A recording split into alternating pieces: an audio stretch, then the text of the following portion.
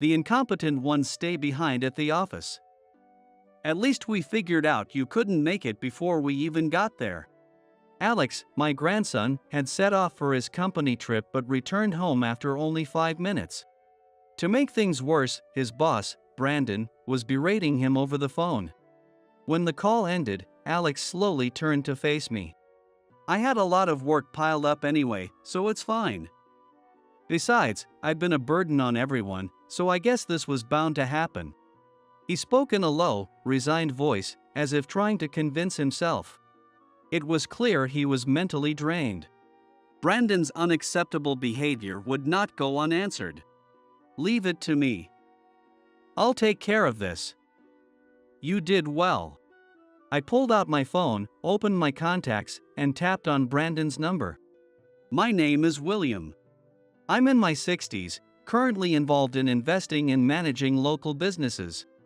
I originally built my own company and worked as an entrepreneur, but when my wife fell ill, 5 years ago, I stepped away from running my business to take care of her. I sold the company entirely, leaving me with more than enough financial security. I could start something new, but after my wife passed away 3 years ago, I lost the motivation to build anything from the ground up. Still, people have an inherent desire to be socially fulfilled.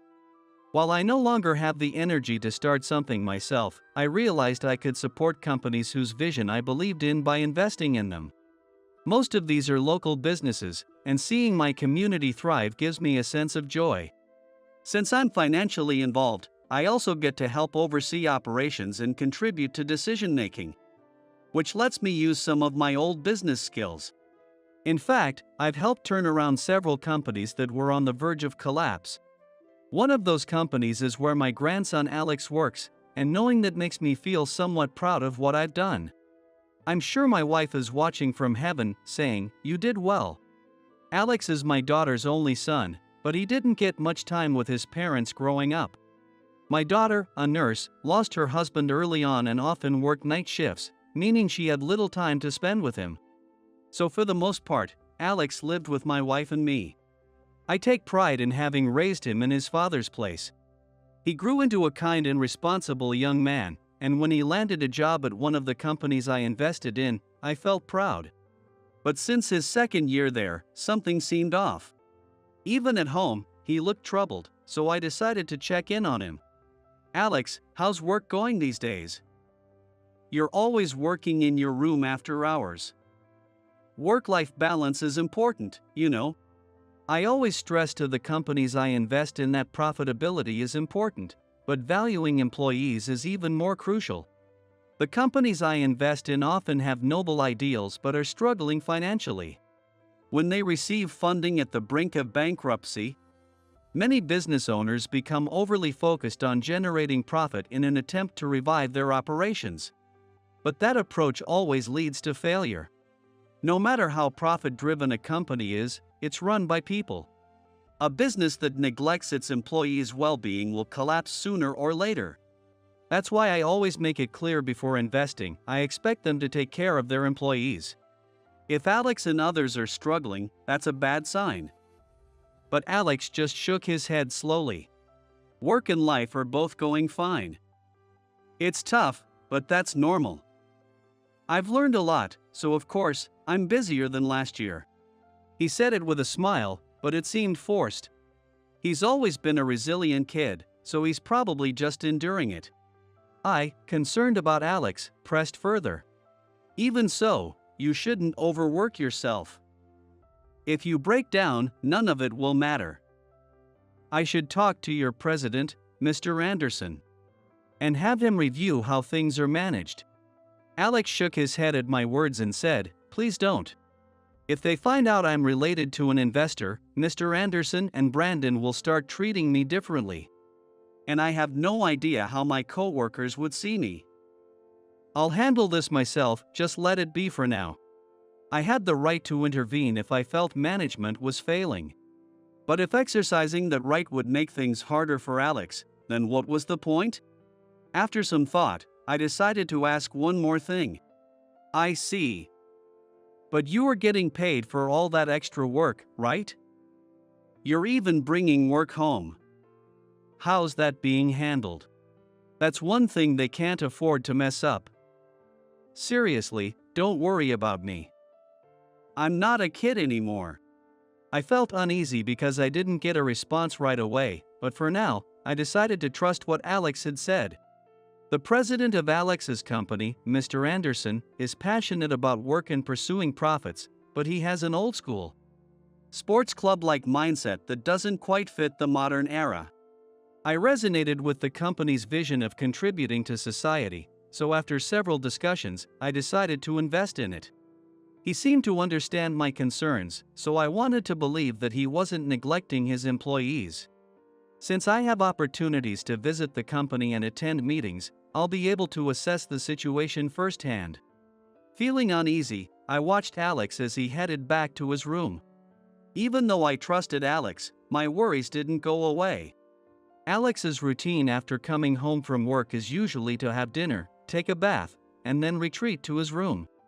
However, that day, he went straight to his room as soon as he got home. Finding it odd, I quietly stood outside his door and held my breath. I could hear some kind of voice coming from inside.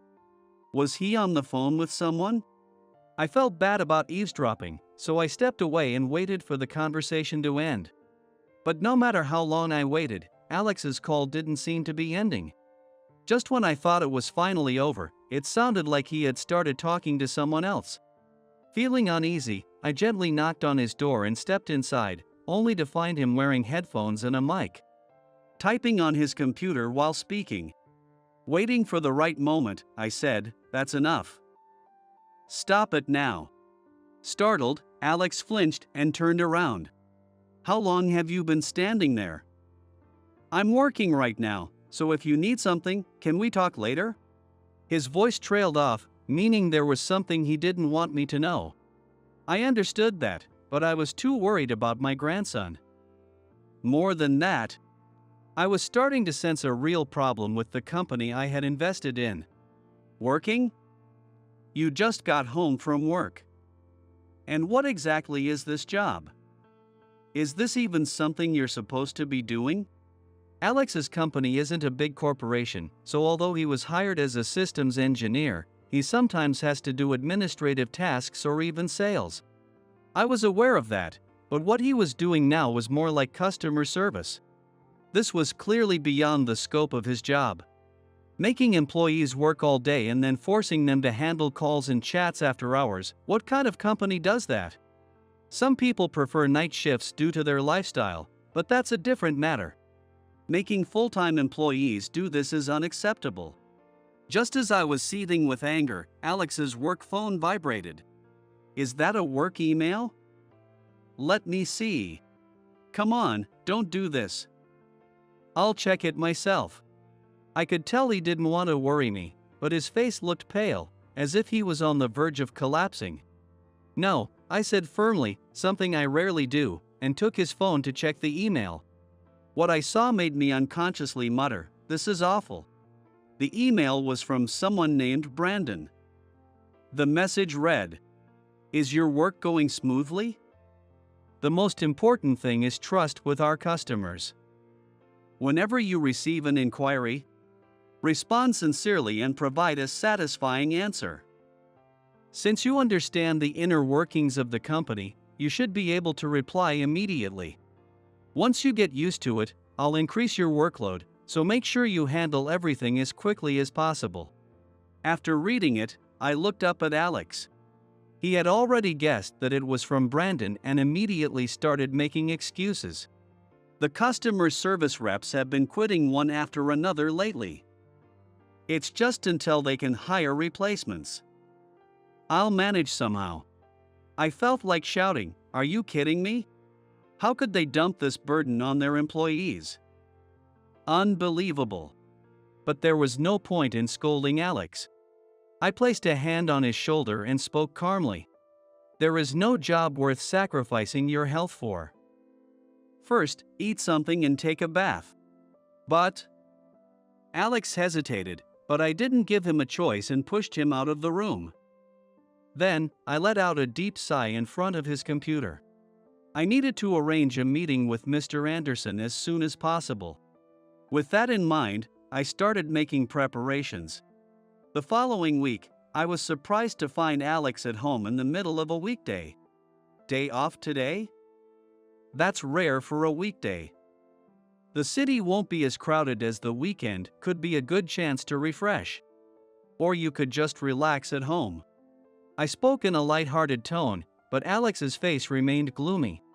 I waited silently, and eventually, he started speaking in a low voice. Actually, I asked for the morning off today. I wanted to go to the hospital. A flood of questions filled my mind, so I voiced my concerns. Are you feeling unwell? Why not take the whole day off instead of just the morning? Also, which hospital are you going to? I'll drive you. I knew I was being overly protective, but Alex rarely admitted to feeling weak. If he was saying this, it must be serious. As expected, Alex shook his head. I'm an adult, you don't have to be so overprotective. Besides, since we're short-staffed, they told me to go back to work as soon as I'm done at the hospital. Was it Brandon who told you that? Alex slowly nodded. Unbelievable. What kind of manager forces a sick employee to come in after a hospital visit? Fury surged inside me, and my voice trembled as I spoke. That man needs to be replaced. But first, I need to hear the full story. I reached for my phone, but Alex quickly snatched it away. Please, don't. I don't want to look like someone who can't even stand up for himself. If things get too hard, I'll tell Brandon myself. And if he doesn't listen, I promise I'll talk to you about it. His pleading tone left me with no choice but to nod. I already had a meeting scheduled with Brandon soon. At that time, I'll get the chance to hear his thoughts directly. I would wait until then to confront him directly. However, when Alex returned from the hospital, I discovered something unexpected. I had assumed he was dealing with a cold or something minor. But that wasn't the case. I realized this when he was getting dressed for work in his room. His wallet was left in the living room, and though I knew it was wrong, my curiosity got the better of me. I wanted to know which hospital he had visited. I expected to find the hospital card from the place he went to today. As expected, his hospital card was inside. But when I saw the name of the hospital, I was stunned. It was a psychiatric clinic. He had reached a point where he had no choice but to seek professional help. I knew that getting an appointment at this particular clinic was difficult. Even if you managed to schedule one, the waiting time was often over a month, and many patients gave up before they could even see a doctor. For Alex to have gone through all that just to get treatment, his struggles must have been overwhelming. Just then, his personal phone vibrated, signaling an incoming message.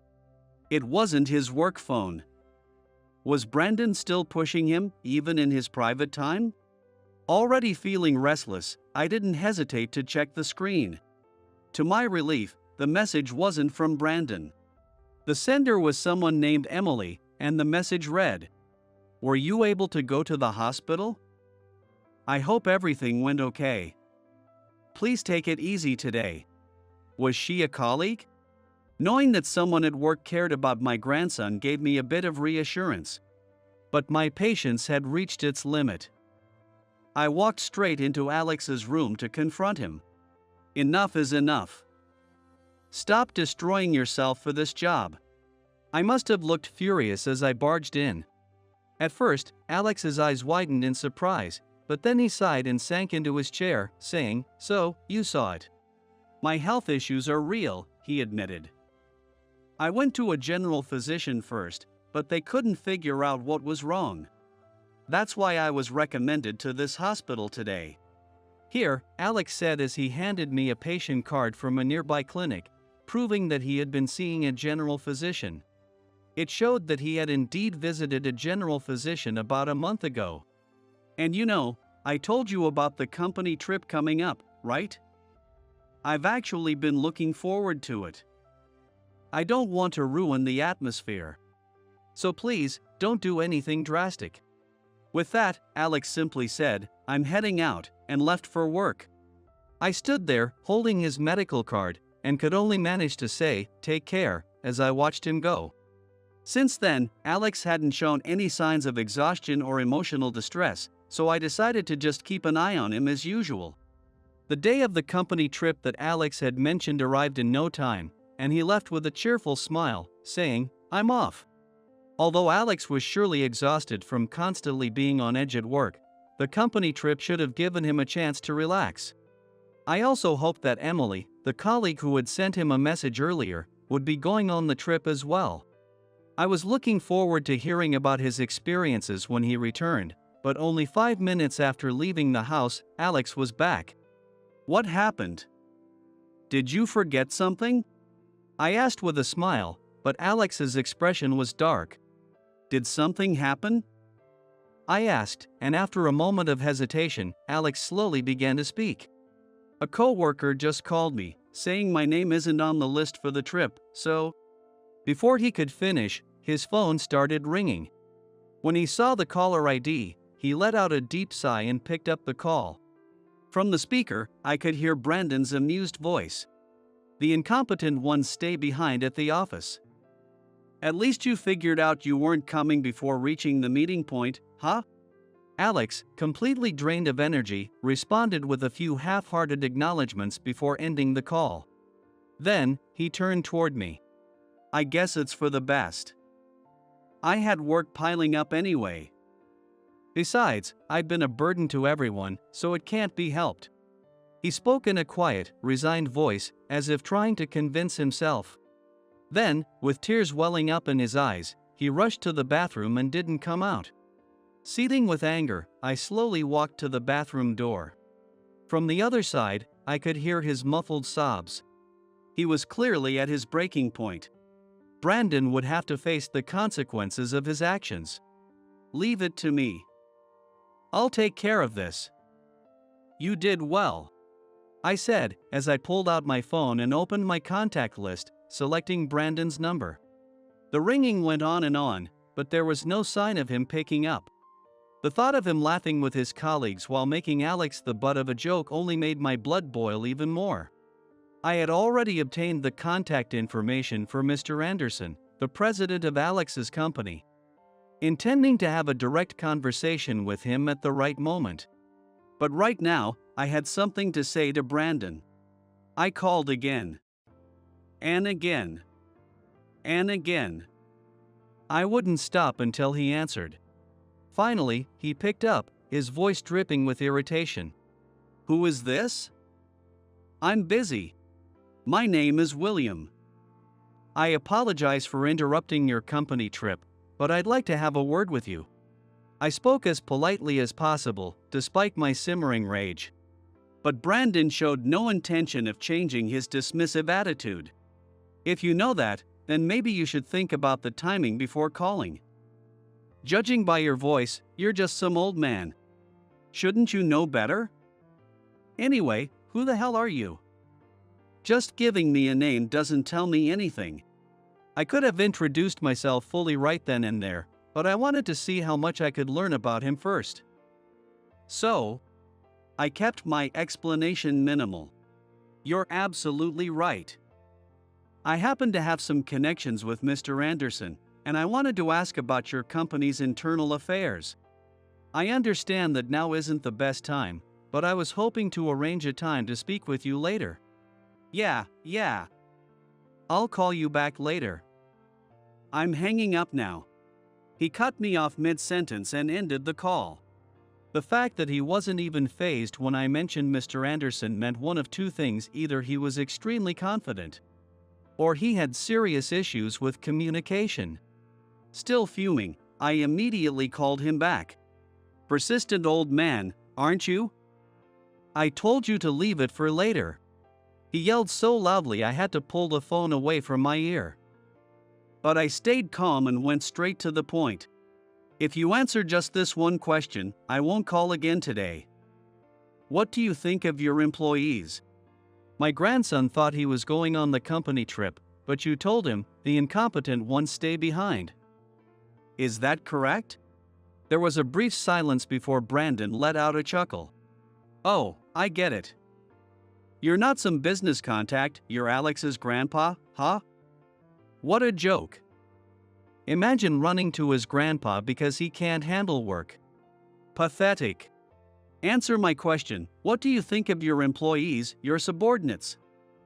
My grandson is mentally exhausted because of you. I let my irritation show, but Brandon scoffed mockingly and said, "Calm down, old man. No need to get so worked up.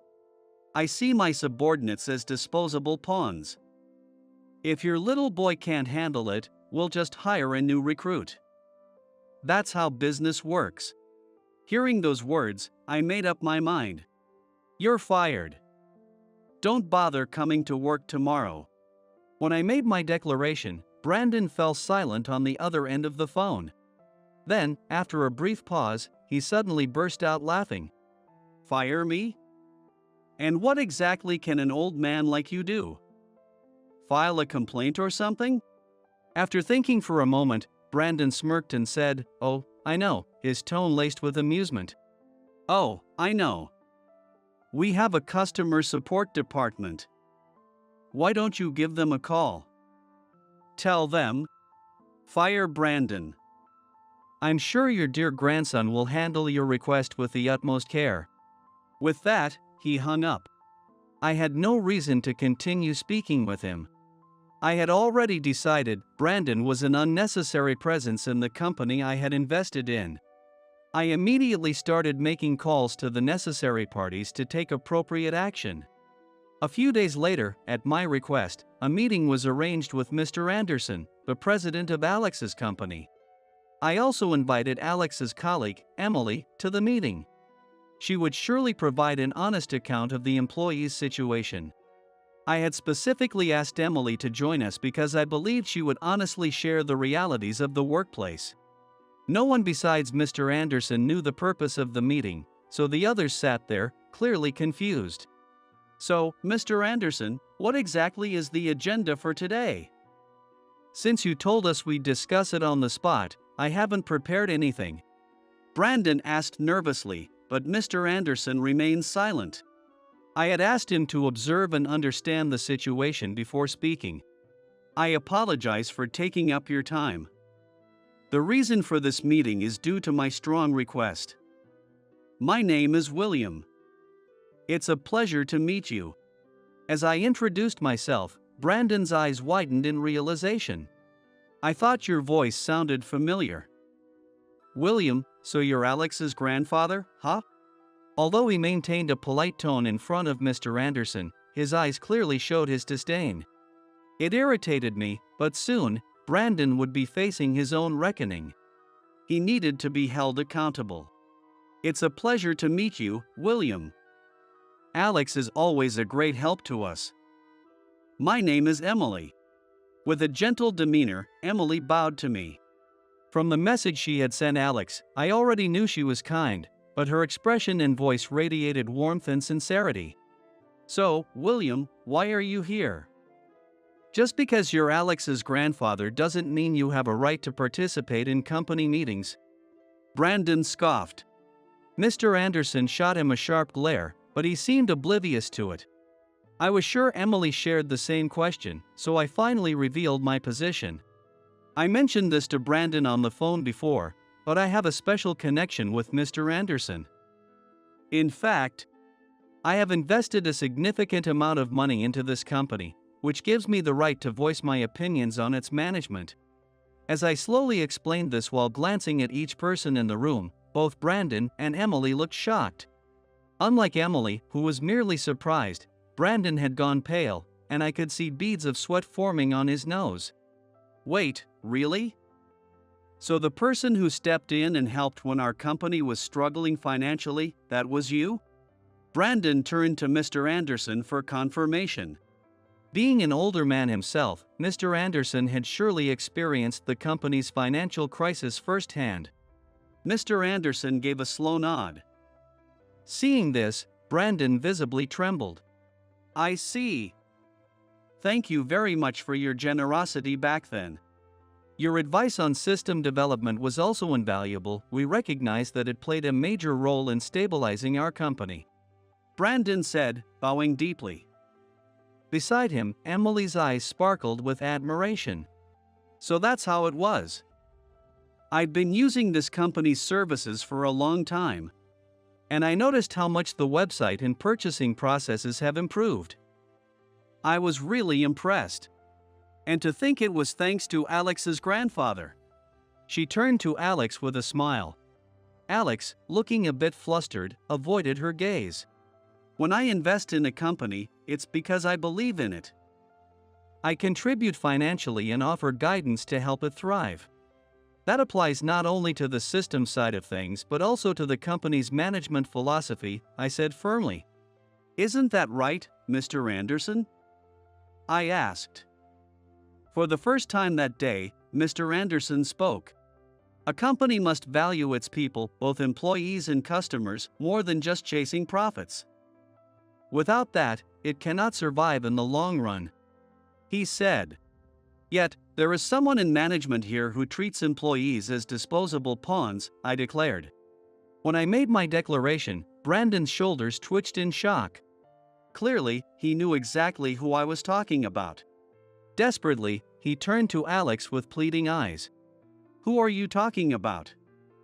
I don't know anyone like that. Right, Alex, he asked in a weak voice. But Alex remained silent. Emily was the one who spoke up instead. I'm sure you already know, which is why this issue is being discussed now. To be completely honest, Alex has been under unbearable pressure from Brandon, to the point where he had to seek medical help. Emily's voice trembled as if she were the one suffering, but she gathered her courage and explained. Emily bowed deeply and said, I knew I shouldn't have ignored it, but I couldn't bring myself to act. Please establish an independent committee to investigate this matter. I beg you, and Alex followed suit, bowing as well. Having seemingly accepted his fate, Brandon remained silent from that moment on. In the end, his actions were deemed a serious issue within the company, and an independent committee was set up to review the case. Soon, all of Brandon's wrongdoings would come to light. From what I heard, there were other employees besides Alex who had come forward with complaints. I could only hope that justice would be served for all those who had suffered. During the committee's review, Brandon admitted to everything and voluntarily resigned. I don't know what he plans to do next, but I hope he reflects on his actions and reintegrates into society with a better mindset. It would be ideal if he learns to value his colleagues and subordinates in the future. Lately, Alex has been saying something interesting. Someday, I want to start my own business and contribute to society, he told me. I'm not sure what caused this change in him, but while I warned him, business isn't that easy, I also found his words reassuring. Moreover, Emily seems to be fully supporting his vision.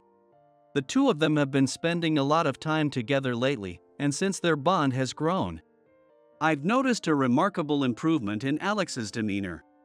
The future belongs to young people like Alex. If I can do anything to help create a world where they can thrive, I intend to do so. I, a Harvard graduate, will come up with the questions for you. You've been slacking off for 15 years, so there's no way you can answer it. If you manage to solve it, I'll give you the position of the second-generation president, you middle school graduate. If I become the candidate for the second-generation president, that means I'll outrank Elizabeth. If that happens, I can just order her to stop this nonsense. Already acting like you've answered it? Aren't you getting ahead of yourself? I reunited with my childhood friend at my new job. Since I joined her father's company, it was only natural that we would run into each other. She's always looked down on me. Even now, she's saying I'm not fit for this company and trying to make me take a test. With everyone in the department gathered for a meeting, it's the perfect opportunity for her to publicly humiliate me. But things won't go the way she expects. I'm not the same person who scored 0 on a test 15 years ago. Since she's offering me the position of the second-generation president, I might as well take it. My name is Arthur. I'm 31 years old and working at an IT infrastructure consulting company. Our main work involves building IT environments, identifying problems, and implementing improvements, covering everything from software and hardware to network connections. People assume it's simple because they use the internet at home, but when it comes to corporate IT infrastructure, it's a whole different story. Should the company set up its own servers? Should it use external servers? How should a large number of PCs be connected? What kind of security measures should be in place to protect internal information? Every aspect of this work requires advanced knowledge and technical expertise. And yet, I somehow ended up joining this industry at the age of 31. Being new to this field and a complete rookie, I still have no clue what I'm doing. In fact, this is my first ever job. Until I joined, I had a vague sense that I didn't fit into society, but I truly realized it on my first day. I'm Arthur. Nice to meet you. On my first day, I introduced myself in front of the fellow employees. I made sure to wear my suit properly and bow my head respectfully. But the other mid-career hire who started on the same day as me looked sharp in his suit, bowed with crisp precision, and spoke clearly and confidently. His introduction was packed with details about his experience, giving off an air of professionalism and competence. In contrast, my weak-voiced introduction, consisting only of my name and "nice to meet you," couldn't have been more underwhelming. This was the stark difference between someone who had been a proper working professional and someone who hadn't. But I think my introduction at least got the message across that a problematic guy just joined. So in a way, I did introduce myself properly. I was assigned to the Client Infrastructure Department. My role here would be as a security engineer. The department head, Thomas, led me to my new team. I introduced myself again to the people I'd be working with. Once again, I was met with anxious expressions.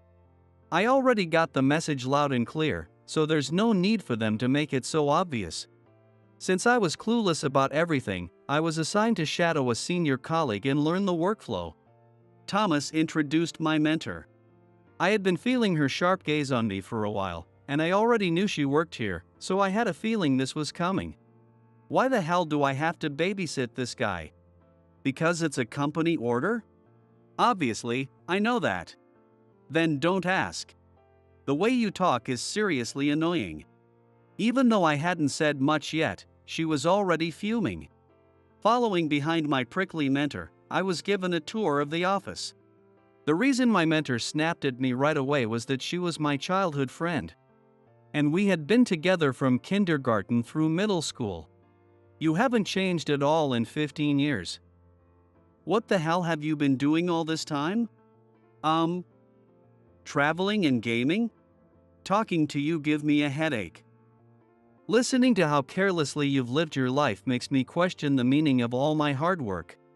From going to Harvard to take over this company to working my way up, through different departments and everything else I've done. Overworking yourself isn't good for your health, you know? As the future second-generation president, I don't have the luxury of slacking off like you. And unlike you, I can't just rely on connections to get in. Wait, does this count as a connection hire? Of course, it does. My dad and your dad are childhood friends, and your dad used to work at this company a long time ago, right? Let me guess. When you were struggling, you begged your dad for help, and then your dad went crying to my dad, didn't he? Well, my old man did act as the middleman between me and Mr. Carter. So, yeah, I guess that makes me a connection hire, just like you said. Don't you have any pride? And what about your father? My old man? When I asked my dad about him, he said, he used to be a brilliant engineer. Seriously? You mean to tell me that not only do you not care about the world, but you're not even interested in your own father? Even if I don't know what he was like in the past, I know who he is now. Isn't that enough? Like father, like son. My dad is way too nice. Why does he go out of his way to protect you just because your dad is his childhood friend? Protecting me? Obviously. We went to school together until middle school, remember? You must have at least heard the rumors about your dad. He barely worked, left his kid alone, and now I'm supposed to believe he was some brilliant engineer? Yeah, I see your point. Why the hell are you laughing? Elizabeth clutched her head in frustration. She's always hated how laid back I am, and the fact that I never go along with her expectations. She told me, "You haven't changed in 15 years, but I'd love to seal that statement in a return envelope and send it right back to her." What is it about me that bothers her so much? I can think of plenty of reasons, but are they really enough to justify how much she dislikes me? I grew up in a single-father household. By the time I was old enough to be aware of my surroundings, my mother was already gone. People often told me it was sad not to have a mother, but since she was never there to begin with, I never felt lonely or wished to see her. I guess even back then, I had already developed my tendency to completely ignore things I wasn't interested in. People also used to say, "It must be tough for you." That's because my family was dirt poor, so poor that you could add at least 3 supers before the word poor and it still wouldn't be enough. And the reason? My dad was too free-spirited. He bounced from job to job, and sometimes, he'd randomly leave home and not come back for years. While he was gone, my grandparents took care of me. When I was with them, I didn't have to struggle financially. When my dad was around, we lived in poverty, but I was just happy to see him again. So as a kid, I never resented him, nor did I feel like being poor was a hardship.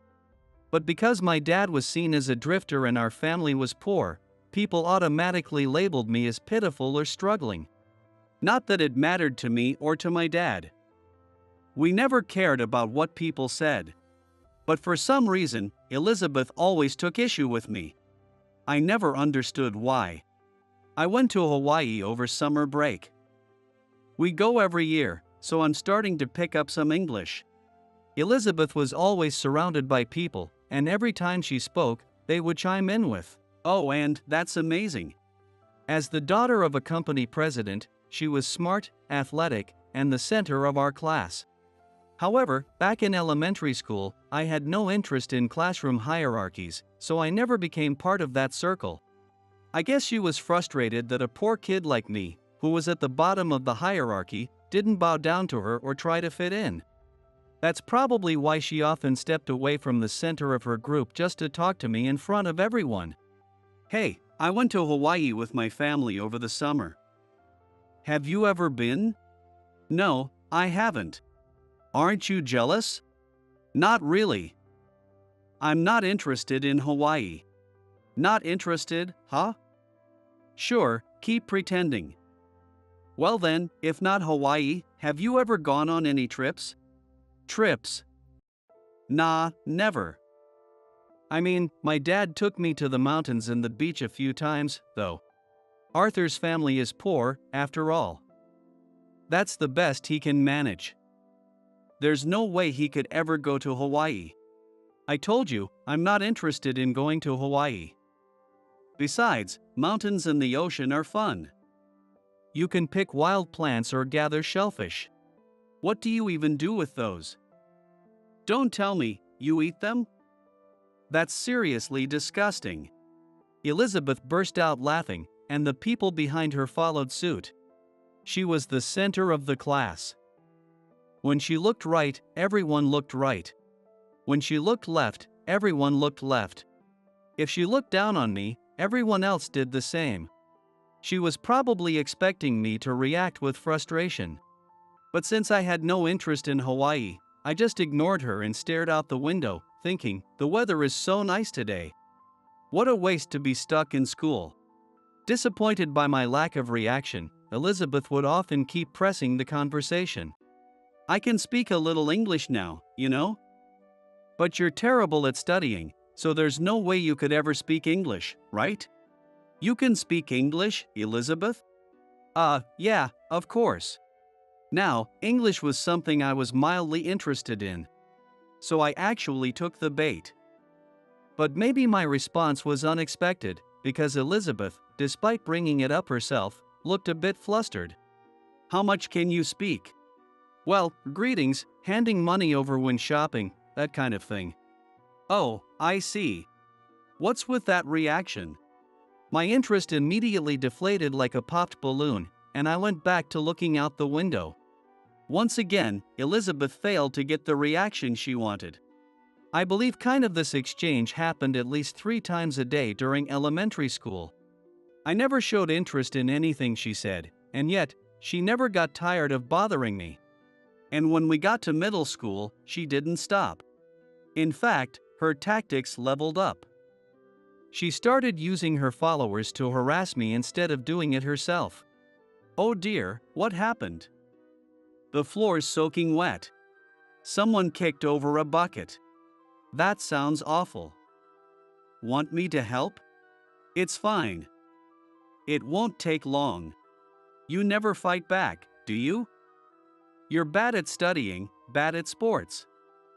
That's why people keep walking all over you. Want me to help you out? Helping out a poor guy like me won't get you a single cent in return. What? I was just being nice. After finishing cleaning up the mess, I ended the conversation and walked away. Elizabeth yelled at my back, but I wasn't bothered at all. She really wanted me to fall under her influence. As a company president's daughter, she was probably used to getting whatever she wanted. So when something was just out of her reach, it made her want it even more. This kind of harassment continued until we graduated middle school. Arthur, you got bullied all the time in class, yet you just went about your life like nothing happened. You never studied, never played sports. Where the hell did you get that ironclad mental fortitude from? All the time? It was more like occasionally, wasn't it? Yeah, that's just how you are. You don't care about anything around you. You weren't enduring the harassment. You just didn't think anything of it in the first place. That's not mental toughness, it's just indifference. Wow, Elizabeth, you're actually giving me a compliment. That's rare. I'm not complimenting you. I'm exasperated. I heard from Mr. Yates that you're the only one in our class going straight into the workforce. Your English test scores were slightly better than the rest of your subjects, but it's not like you can hold a conversation like I can. You failed most of your other classes and even scored zeros on some tests, right? You better be grateful to the company that picked you up. Oh, I'm going to work, but I'm not get a full-time job. I'm going to be a part-timer starting tomorrow. What? Are you telling me you don't even care about your own future?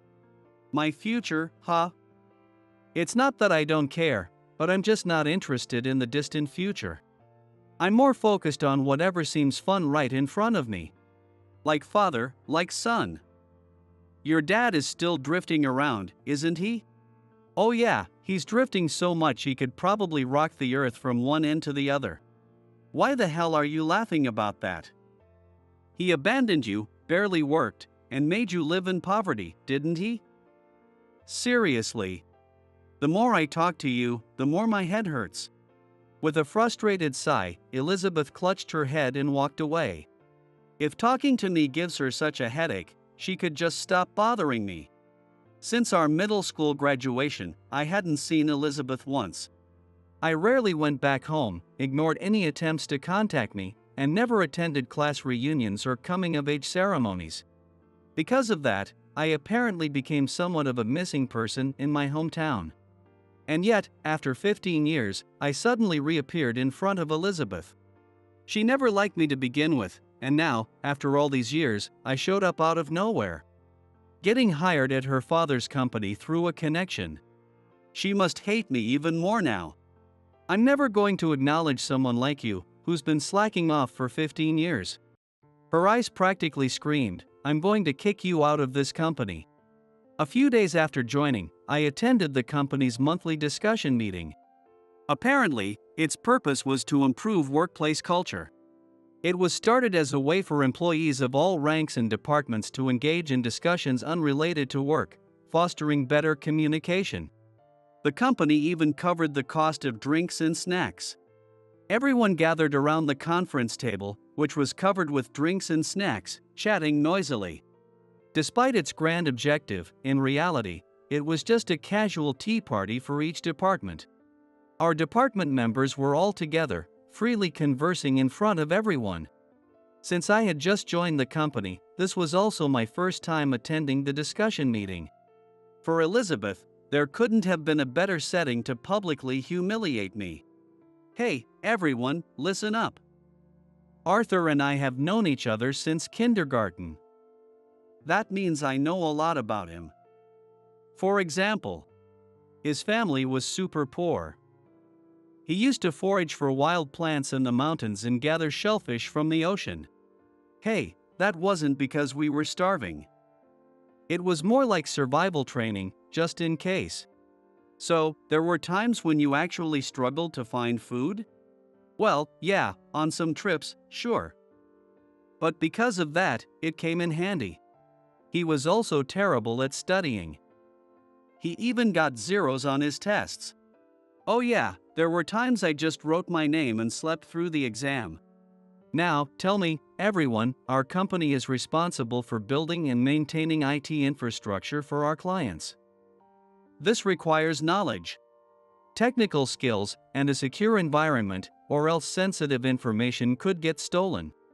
Do you really think someone like him can handle that kind of responsibility? After her speech, everyone looked even more uneasy than they did on my first day.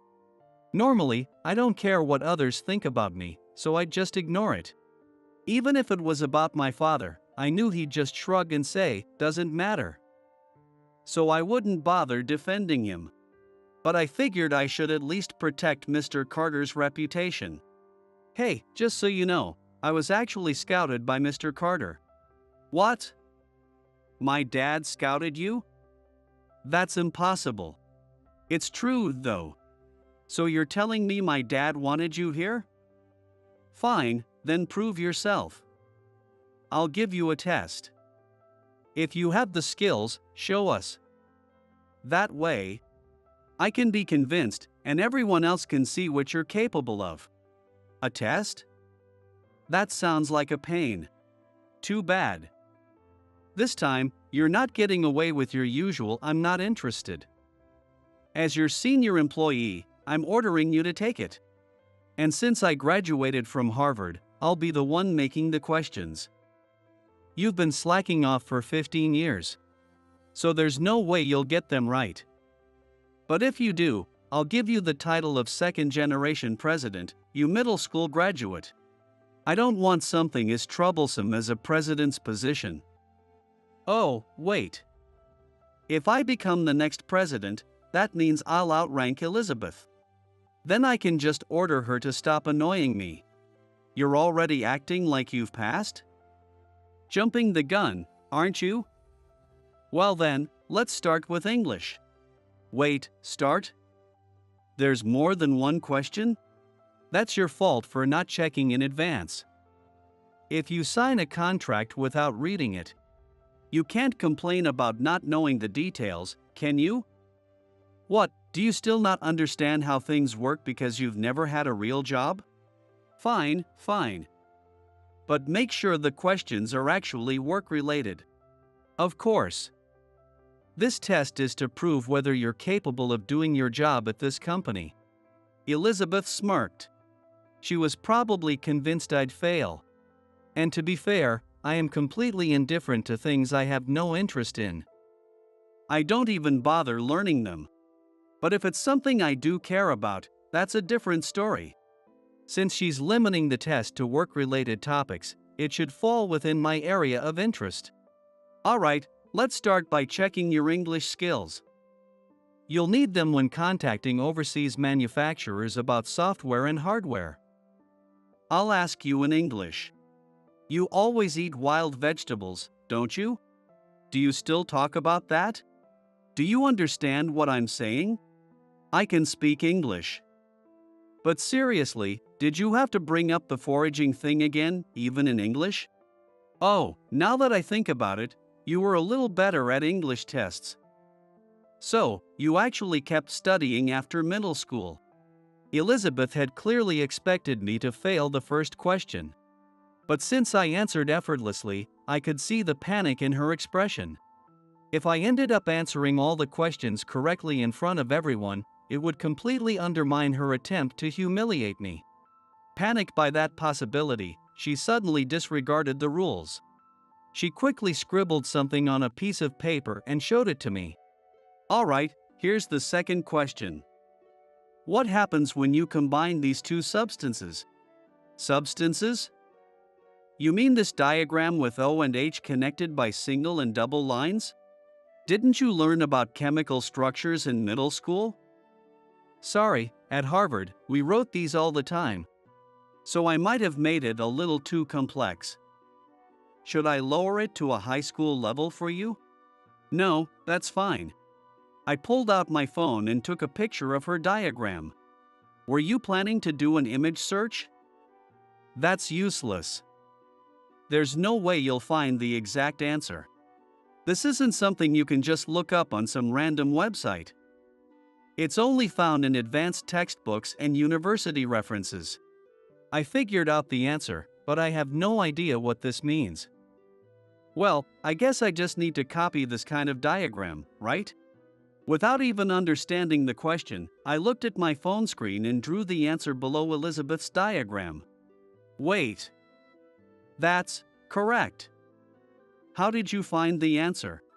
I asked someone I know. That's cheating. It doesn't count. There was no rule against using a phone, was there? And besides, you didn't stop me when I pulled it out. If anything, you were the first one to break the rules, weren't you? I didn't break the rules. This is a substance used in computers and servers. That makes it fair. That's a pretty weak excuse. Whatever. That question doesn't count. The next one will be the last. Just how badly did Elizabeth want to humiliate me? At this point, her persistence was starting to feel obsessive and honestly, a little scary. She hurried over to her desk, grabbed a laptop, and turned the screen toward me. Read this problem and find the hidden file. You joined this company as a security engineer, right? Then you should be able to solve this. Oh, now this is the kind of challenge I was waiting for.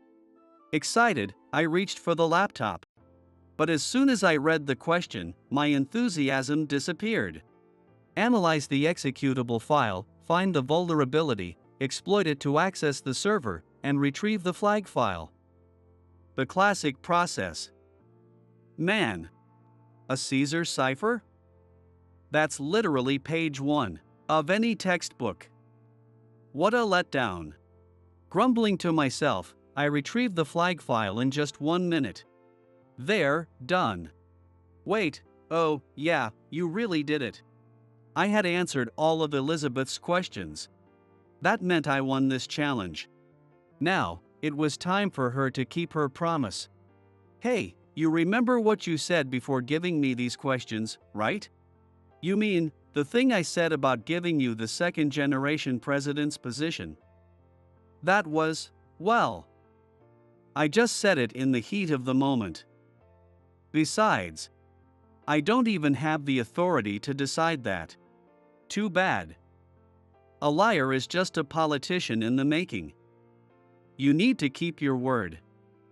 Now, move over. What? Come on, move. I waved my hand at her as if shooing away a stray dog. Looking utterly confused, Elizabeth stood up from her chair. I immediately took her place and sat down. As promised, I've taken the second-generation president's position. That settles it. Now, Elizabeth, you sit where I was sitting. And stop bothering me with this nonsense. Wait, when I said the second-generation president's position, I meant. Yeah, even a middle school graduate like me understood that. But I have no interest in actually becoming president. Sounds like way too much work. That's exactly what I'd expect from his son. Dad. Ah, Mr. Carter. A sudden burst of laughter filled the room, making everyone turn their attention in the same direction.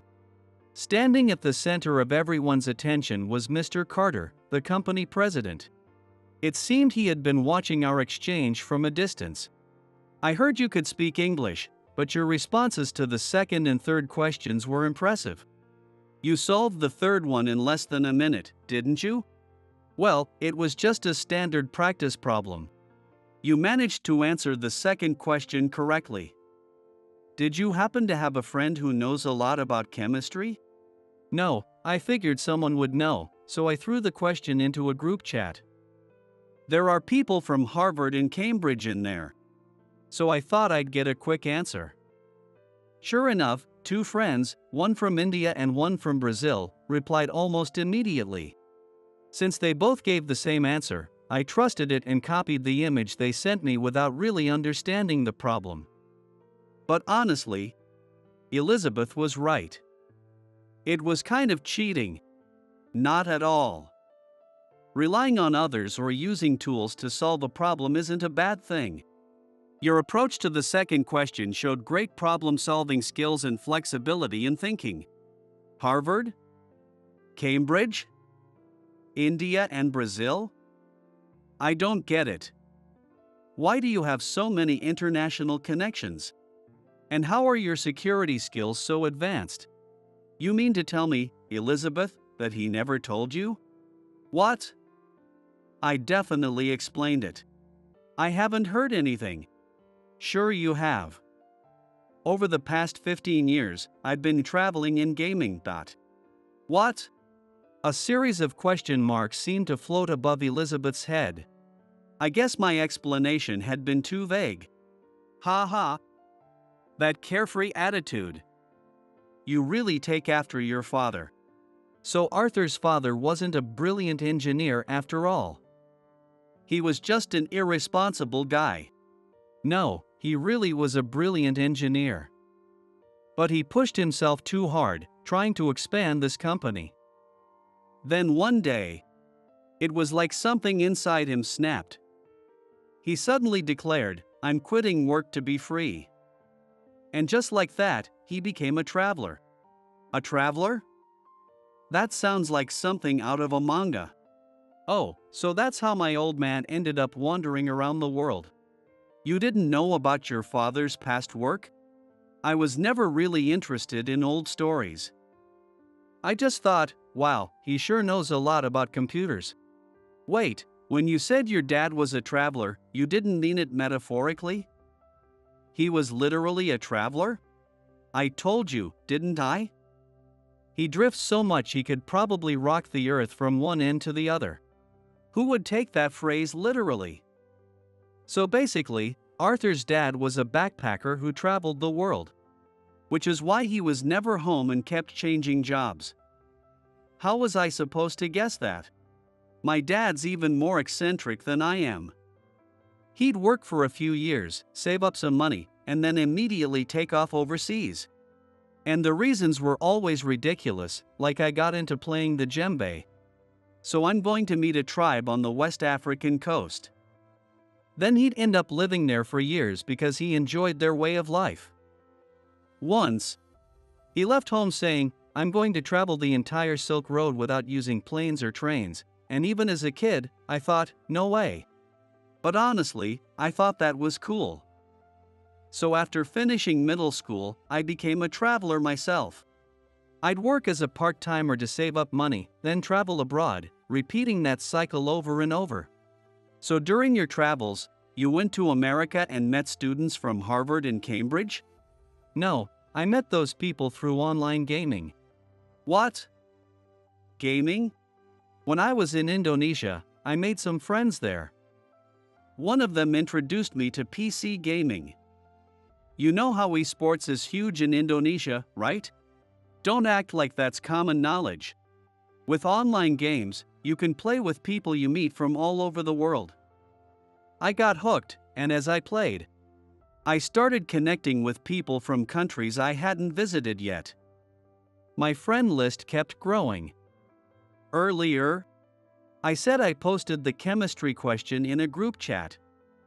That was actually a group chat for my gaming team. I see. That makes sense. Since you already speak English, plus there are translation features in online games, communicating with others wouldn't be a problem. Elizabeth, you didn't know Arthur speaks 9 languages? 9 languages? No way. You sure have a hard time believing people. But yeah, it's true. I can speak Japanese, English, Spanish, and Portuguese fluently. As for Swahili, Tagalog, Indonesian, Hindi, and Thai, I can handle casual conversations. Your language choices are so random. Why don't you know Chinese, Korean, French, or German? I just wasn't interested and never went to those countries. What kind of logic is that? Still, I can't believe someone as bad at studying as you managed to learn 9 languages. When I'm interested in something, it just sticks in my head. Plus, you pick up a lot just by talking to locals. With Arthur's language skills, he'll be able to communicate with overseas companies beyond just English-speaking ones. It's still in the early stages, but we're considering expanding our company to Indonesia. IT companies are rapidly growing there. When that happens, we plan to rely on Arthur's abilities. That's the first I've heard of it. That's because I just told you. As new revelations kept coming to light, Elizabeth held her head in frustration just like always. But for some reason, she seemed to be smiling a little. By the way, Arthur, what about your security skills? You didn't pick that up from traveling, did you? That's from gaming. A few years ago, my dad taught me how to solve problems like the flag hunting challenge from earlier. I couldn't figure it out back then, and it frustrated me. So I asked my gaming friends for help, and we worked on it together. After that, we all got into flag hunting puzzles. Some of them got so into it that they even started competing in tournaments. When my dad saw how quickly I was solving problems, he asked me, "Want to work for a company I know?" That company happened to be this one. Your father told me he already has more than just the basics. If you let him get hands-on experience, he'll be useful in no time.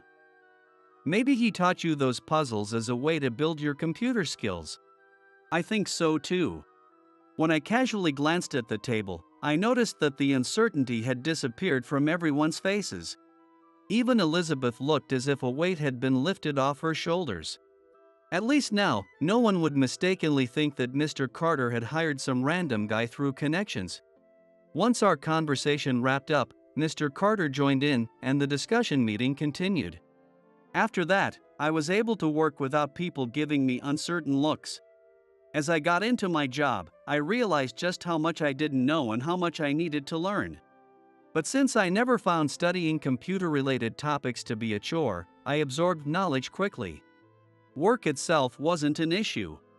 However, there was one lingering question that had been bothering me. That was resolved during another discussion meeting with Mr. Carter. Elizabeth, why do you always pick fights with me?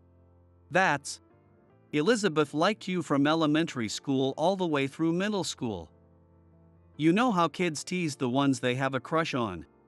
Come on, Dad. You didn't have to say that in front of everyone. Oh, so that's what it was. Wait, but in middle school, you started looking down on me, and instead of messing with me directly, you had others do it. Right? That wasn't me. People just saw how I treated you and acted on their own. I wanted to stop them, but you know how middle school is. It's an awkward age, and I didn't want anyone to know I liked you. That's why I couldn't say anything. But I did ask you multiple times if you wanted me to help, didn't I? I thought you were the one orchestrating it, but I guess I was wrong. So basically, you always liked me and just kept messing with me. But if you're still messing with me even after I joined the company, then that means... Arthur. Don't say things like that in front of everyone. Elizabeth lowered her gaze to the table, her face slightly flushed. Seeing her reaction, I suddenly found myself at a loss for words. Sensing the awkward tension, everyone around us quickly changed the subject. Neither Elizabeth nor I got to see Mr. Carter's expression at that moment. But later, when I asked the others, they told me that he had been smiling the whole time. Of course, since we were in public, it was possible that he was just putting on a composed face. And so, the discussion meeting ended on an awkward note. This is a $135 million deal. What are you going to do about it? From the back seat, Mr. Thompson was venting his anger at the person on the phone. I graduated from Stanford University, but for certain reasons, I now work as the CEO's personal driver. We're almost at the meeting venue. What would you like to do? What's the point of a meeting? Without an interpreter, there's nothing to discuss. Apparently, the interpreter for a major business deal with a foreign company had canceled at the last minute. This is hopeless. Mr. Thompson slumped in disappointment. I can manage a conversation, at least. This single statement would go on to change my life forever. My name is Kyle. I'm not trying to brag, but my father ran a fairly successful company, and I grew up in a wealthy household, never lacking anything. Since my father did business overseas and my mother grew up abroad, they were particularly eager to expose me to foreign cultures. It's said that when you learn a foreign language after a certain age, the brain processes it separately from your native language, making it harder to master. But if you're exposed to it from infancy, your brain treats it just like your mother tongue. Because of that belief, my babysitter was a native English speaker, and I attended an international preschool. Whenever my father traveled abroad for work, my mother and I would accompany him, and I would temporarily enroll in local schools. Of course, I also worked hard on my studies in Japan. I was naturally good at academics, but on top of that, I had renowned private tutors from a young age and an ideal study environment. Thanks to that, I was always at the top of my class in elite schools. With such a smooth academic career, I could have easily entered a top national university in Japan. However, it was only natural for me to choose to study abroad. The university I chose was Stanford. There, I planned to study cutting-edge economics and eventually take over my father's company. But looking back now, this was where the gears of my family's and my own life started to go off track. By the time my admission was confirmed, the atmosphere at home was no longer the same as when I was a child. As an only child, I often spent time alone with my mother since my father was always busy with work. Even so, I had always felt my father's love for our family, and from a child's perspective, my parents had seemed like a happy couple. However, by this time, they barely spoke to each other. They only communicated through me or the housekeeper, exchanging just the necessary information. I was worried about their relationship, but as planned, I moved to the US and enrolled at Stanford. Once I started university, I got so caught up in campus life that there were days I hardly thought about my parents. To be honest, part of it was because I had my first girlfriend, a stunning beauty that everyone envied, and I was completely infatuated. The international environment, where top students from all over the world gathered, was incredibly stimulating and enriching. At the same time, I had to come to terms with my own mediocrity. I had thought I was talented, but I was struggling just to keep up with my brilliant peers, which pushed me to work even harder. For the first 2 years, I returned home during school breaks. My parents were still distant, but since there hadn't been any major changes, I felt relieved. By my third and fourth years, my studies became more demanding, and after entering graduate school, I no longer had time to return home. During my time at Stanford, my father visited me once while on a business trip. "How's Mom doing?" I asked. But even then, all he said was, "She's fine." At that moment, I still had no idea that my parents' divorce had already been finalized. I occasionally had video calls with my mother, but embarrassingly, I was too caught up in my own life to notice any changes. Using my busy life as an excuse, I gradually stopped keeping in touch with my parents. My father had never been the type to check in often, so that didn't bother me. I did find it a bit strange that my mother hadn't reached out, but I convinced myself that no news is good news. By the time I had only a few months left until my graduate school graduation, all communication had completely stopped. But since I was already set to return home soon, I didn't think much of it.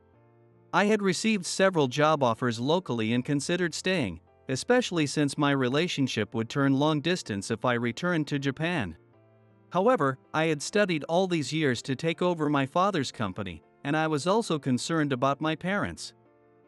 So, I decided to move out of my apartment early and start preparing for my return. Maybe if I hadn't come back at that moment, my life would have taken a different path. Once my return date was finalized, I booked my flight and emailed my parents to let them know.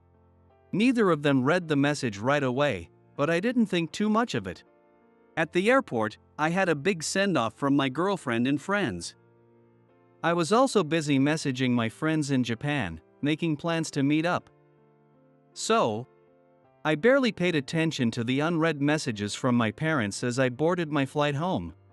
After landing in Japan, I immediately caught a taxi and headed straight to my family home. It was around dusk.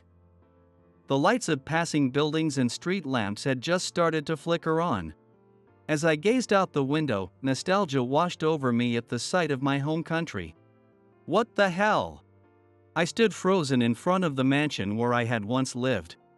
The house was completely dark, with no lights on. The once pristine garden I was so proud of was overgrown with weeds, left to decay. I walked around to the back of the house, but there wasn't a single lit room. I head back to the main entrance. What caught my eye was the sign on the gate that read "For Sale." Below it was the name of a real estate management company and their contact number. Panic rising in my chest, I immediately called my parents. But neither of them answered. My father's phone was disconnected, and my mother's phone was out of service range. I quickly called the management company. They told me that the house had been put up for sale several months ago. They refused to disclose any further details due to privacy policies. What the hell happened? Fearing the worst, I called my father's company. Keith, my father's longtime right-hand man, answered.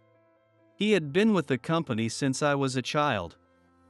Come to the office immediately. I'll explain everything, he said, his voice tense. Finally, I had someone familiar to talk to, someone who could tell me what had happened to my parents. Relieved, I failed to notice the strange tone in Keith's voice. Rushing to the company, I saw him waiting for me at the entrance. Before I could speak to him, a police officer standing nearby stepped forward. We have some questions about your father. Where are my parents? Were they in an accident? Let's discuss this at the police station. Having no idea what was going on, I obediently followed the officers. My chest tightened with anxiety. Was it an accident? A crime? What was happening?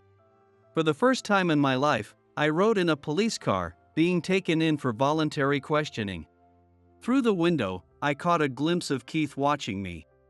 His face was twisted with an expression I had never seen before, a look of pure hatred directed at me. At the police station, I finally learned the terrible truth about what had happened while I had been too caught up in my own life to notice. My parents had already divorced. My father had been having an affair and had even remarried his mistress. Around the same time, the company had started failing, accumulating massive debt. Whether it was at the urging of his new wife or his own decision, my father had abandoned the company and disappeared with his new spouse. On top of that, he had embezzled a huge amount of company funds before vanishing, leading to a lawsuit against him. That was why the police had called me in. I suddenly remembered Keith's expression as I had driven away in the police car. That wasn't anger at me, it was the sheer hatred he harbored toward my father, channeled through me. The company was drowning in debt and had already been bought out by a foreign corporation. Most of the employees had been laid off. Because I had been overseas for so long and had no suspicious call records, the police quickly determined I wasn't involved and let me go. But this incident marked the beginning of my downward spiral. With no home and no job, I scraped together all the money I had and ended up sleeping in a cheap hotel while desperately searching for work. My father had borrowed money from relatives and acquaintances before vanishing, leaving behind a trail of resentment. None of my relatives or even my grandparents were willing to help me, in fact. Some of them outright screamed at me to repay the money my father had taken. Without a fixed address, I couldn't even apply for proper jobs, and finding part-time work was nearly impossible. Finally, I managed to land a live-in job, only to have them suddenly withdraw the offer. I had no proof, but I suspected that someone from my father's former company, who had been unfairly laid off, was working there and had spread rumors that I was the son of a criminal.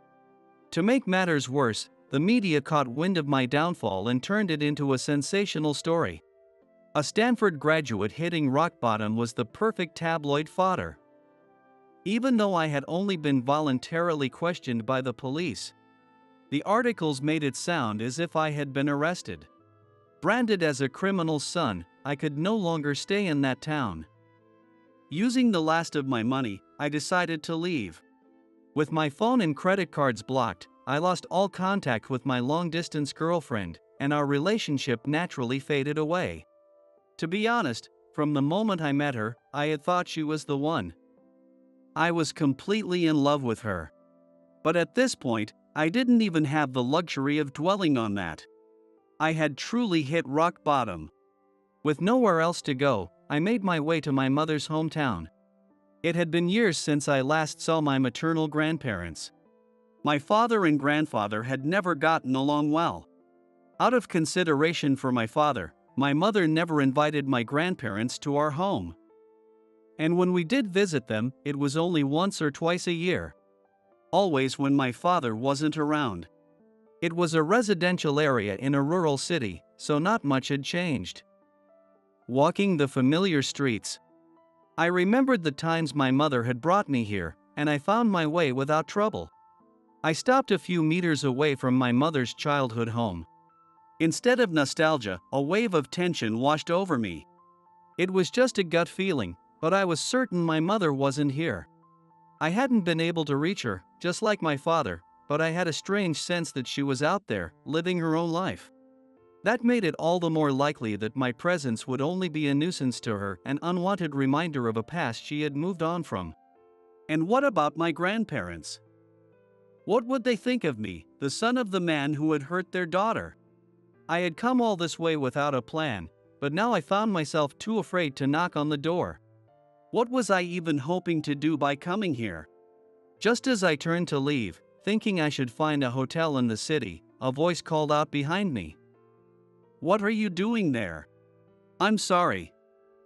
"I'm not." As I turned around in a panic, I froze. "Grandpa."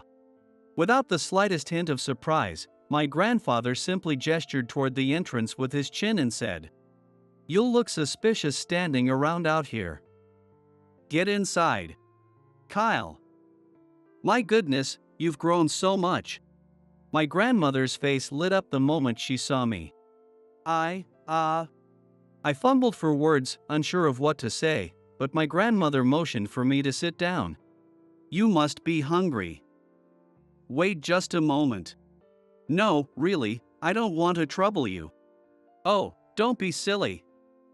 You used to call us Grandpa and Grandma all the time when you were little." She exaggerated a pout, pretending to be sad. "You're our grandson. There's no need to be so formal." My grandfather's voice was gruff. With a light step, my grandmother disappeared into the kitchen. Still tense, I sat on the sofa, staring at the tea placed in front of me, while my grandfather sat across from me in silence. I waited, expecting him to say something. Checking the clock, I saw that only 5 minutes had passed, yet it felt like an hour. The only sound in the room was the clatter of pots and pans as my grandmother cooked. "Do you have a place to stay tonight?" The question came just as I reached for my teacup, unable to bear the silence any longer. Well, you can stay here. Thank you." As I struggled to find the right words, my grandmother came in carrying a tray of food. "Oh, let me help you." No, just sit down." Desperate to escape the awkward silence with my grandfather, I got up and headed to the kitchen. I took the tray from my grandmother and carried it to the dining area, placing the soup and pickles onto the table, which was neatly covered with a tablecloth. I suddenly realized how long it had been since I had a proper meal. For weeks, I had been surviving on convenience store rice balls, cheap bread, and discounted supermarket meals. My stomach growled loudly at the sight of warm, homemade food. "You must be starving. Here, eat up, eat up. Thank you for the meal." Bringing my hands together in a quiet prayer, I took my first bite of my grandmother's cooking in years. It tasted just like my mother's, familiar, nostalgic. The warmth of the meal, the sudden relief from all my stress, and the flood of emotions nearly brought me to tears, but I held them back. That night, for the first time since returning to Japan, I slept well. "So, what are you going to do now?" The next morning, my grandfather asked me bluntly. I told him and my grandmother everything that had happened since I returned to Japan. When I asked about my mother, they only told me that she was living in the countryside but didn't specify where. As long as she was safe and well, that was enough for me. I had no intention of disrupting her life now that she had deliberately cut off contact. Apparently, my father had come here too, asking for money, leaving my grandparents with nothing but resentment. I had no desire to trouble them any further. "I just have one favor to ask." I requested that they let me use their address as my residence so I could apply for jobs. They agreed without hesitation. "If you ever need anything, don't hesitate to call us," my grandmother said kindly. With a registered address, I was finally able to secure a job and rent a tiny, rundown apartment. It was a massive improvement compared to sleeping in a hotel. I could have looked for a better job using my degree. But I didn't want my background to be exposed.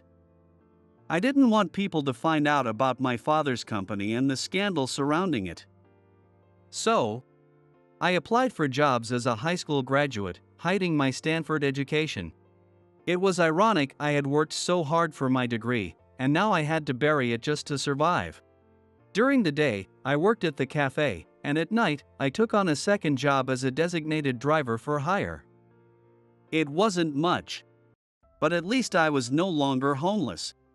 At first, I thought being a cafe employee wouldn't suit me. But to my surprise, I enjoyed it.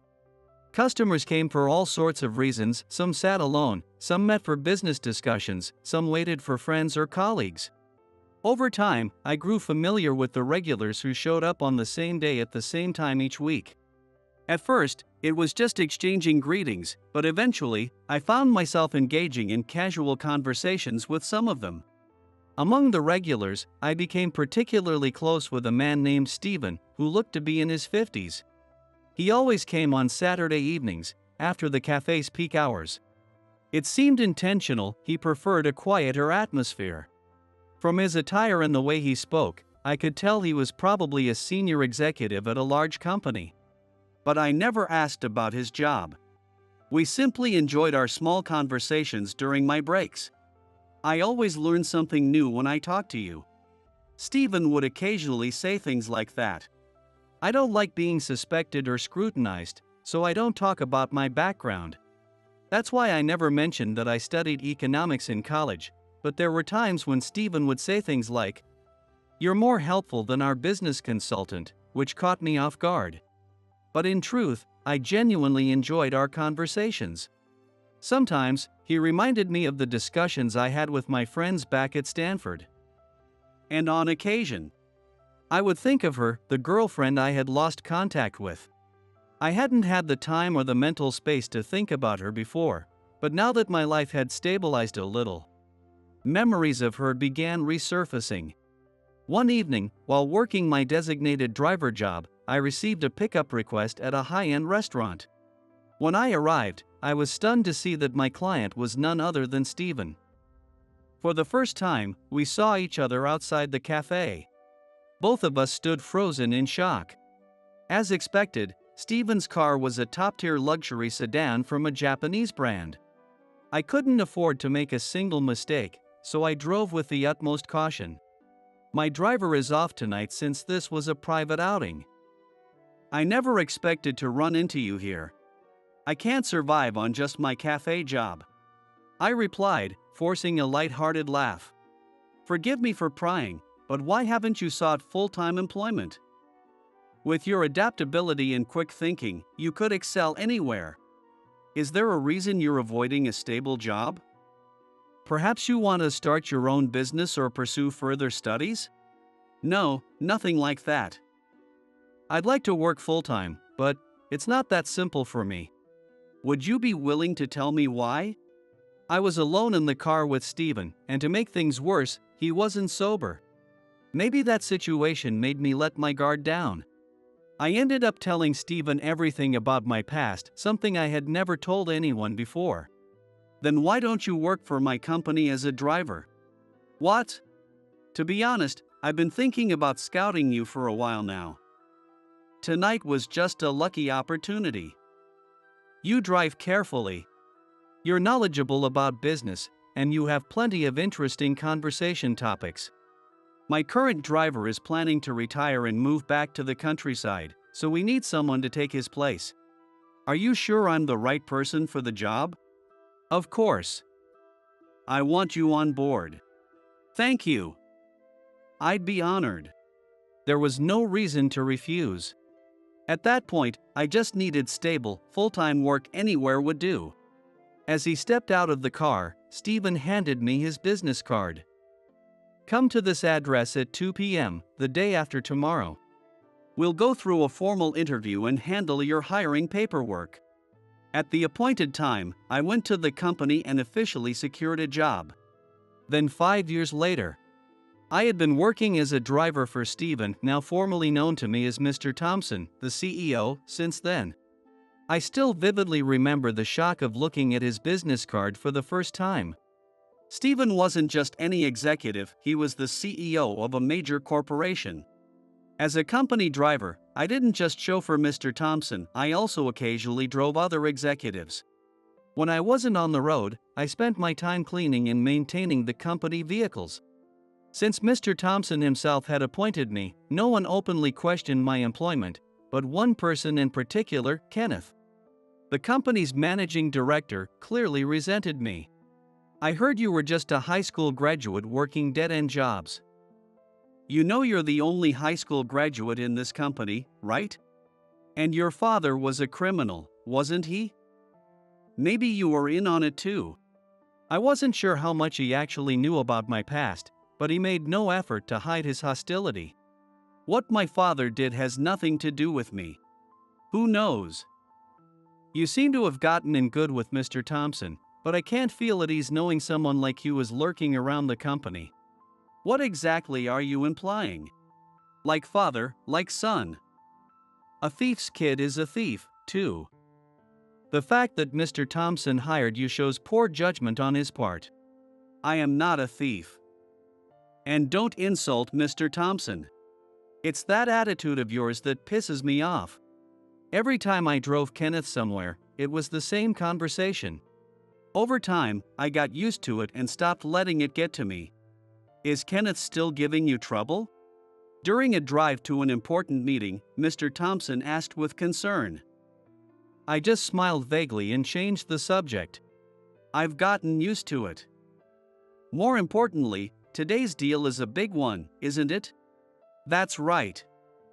If everything goes through, it'll be a $135 million deal. But we're not the only ones after this, our rival company is competing for it too. We absolutely can't afford to mess up this presentation. That's why I've arranged for an interpreter to make sure there are no misunderstandings in communication. So the client isn't from an English-speaking country? I hadn't meant anything by the comment, but Mr. Thompson suddenly latched onto it. What makes you say that? But for some reason, Mr. Thompson keeps pressing the issue. Well, if they spoke English, you wouldn't need an interpreter, would you?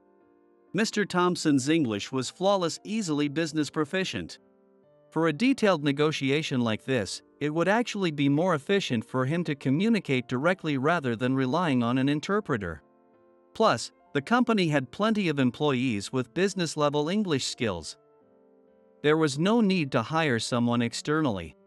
The other company's CEO grew up in Germany, so he's more comfortable with German than English.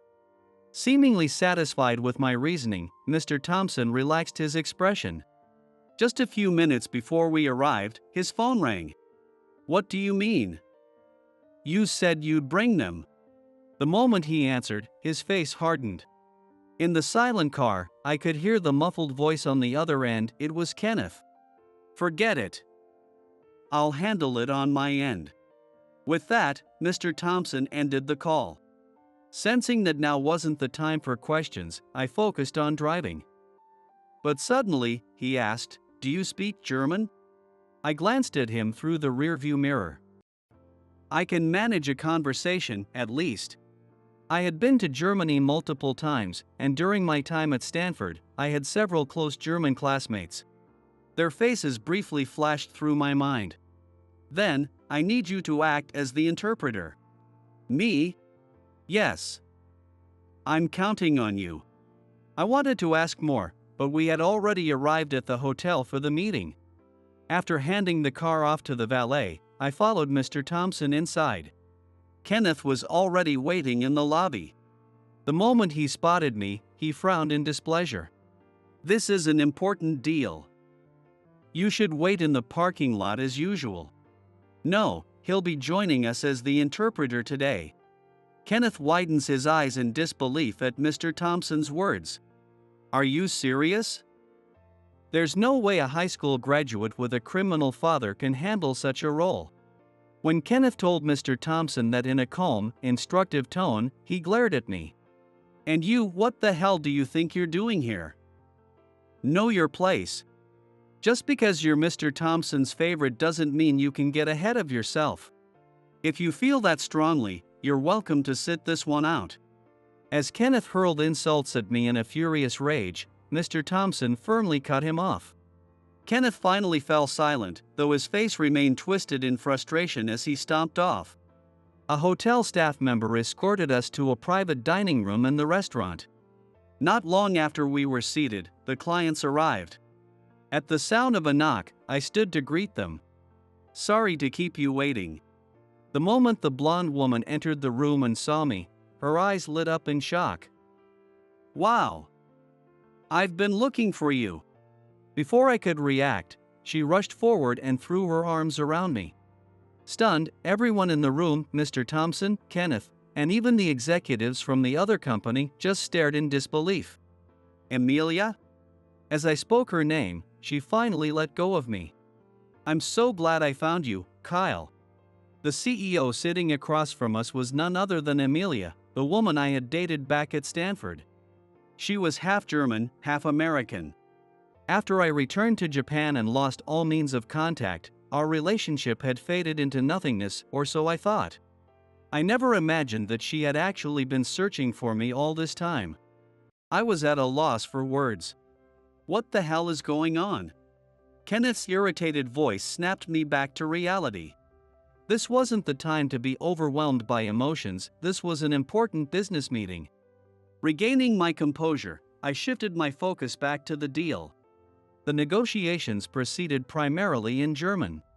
As I translated, I noticed Kenneth's face twitch in shock. "You've got to be kidding me. He can actually interpret?" I heard Kenneth mutter under his breath, clearly frustrated. It must have slipped out unintentionally. But Amelia didn't miss it. "Of course. Kyle and I were classmates at Stanford," she said, looking at Kenneth with mild exasperation. "Stanford? You're joking, right? This guy's just a high school graduate." Kenneth looked utterly dumbfounded, unable to finish his sentence as he pointed at me. "I see.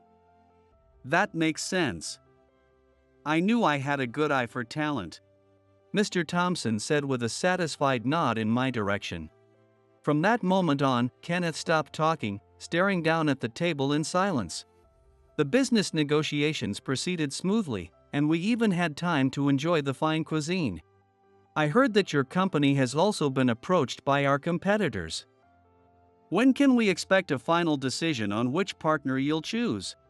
Amelia's company had come to Japan to find a business partner.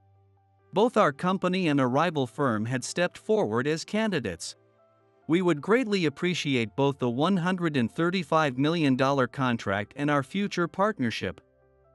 We look forward to working with you. With that, Amelia stood up and extended her hand to Mr. Thompson. They shook hands, and it was agreed that the official contract would be signed at a later date. Wait a moment. Are you sure this decision is based on a thorough evaluation of the business? You're not just choosing us because you know someone here, are you? Kenneth, who had been sitting silently with his head down, suddenly spoke up. What are you trying to say? It was likely the question everyone else in the room was thinking.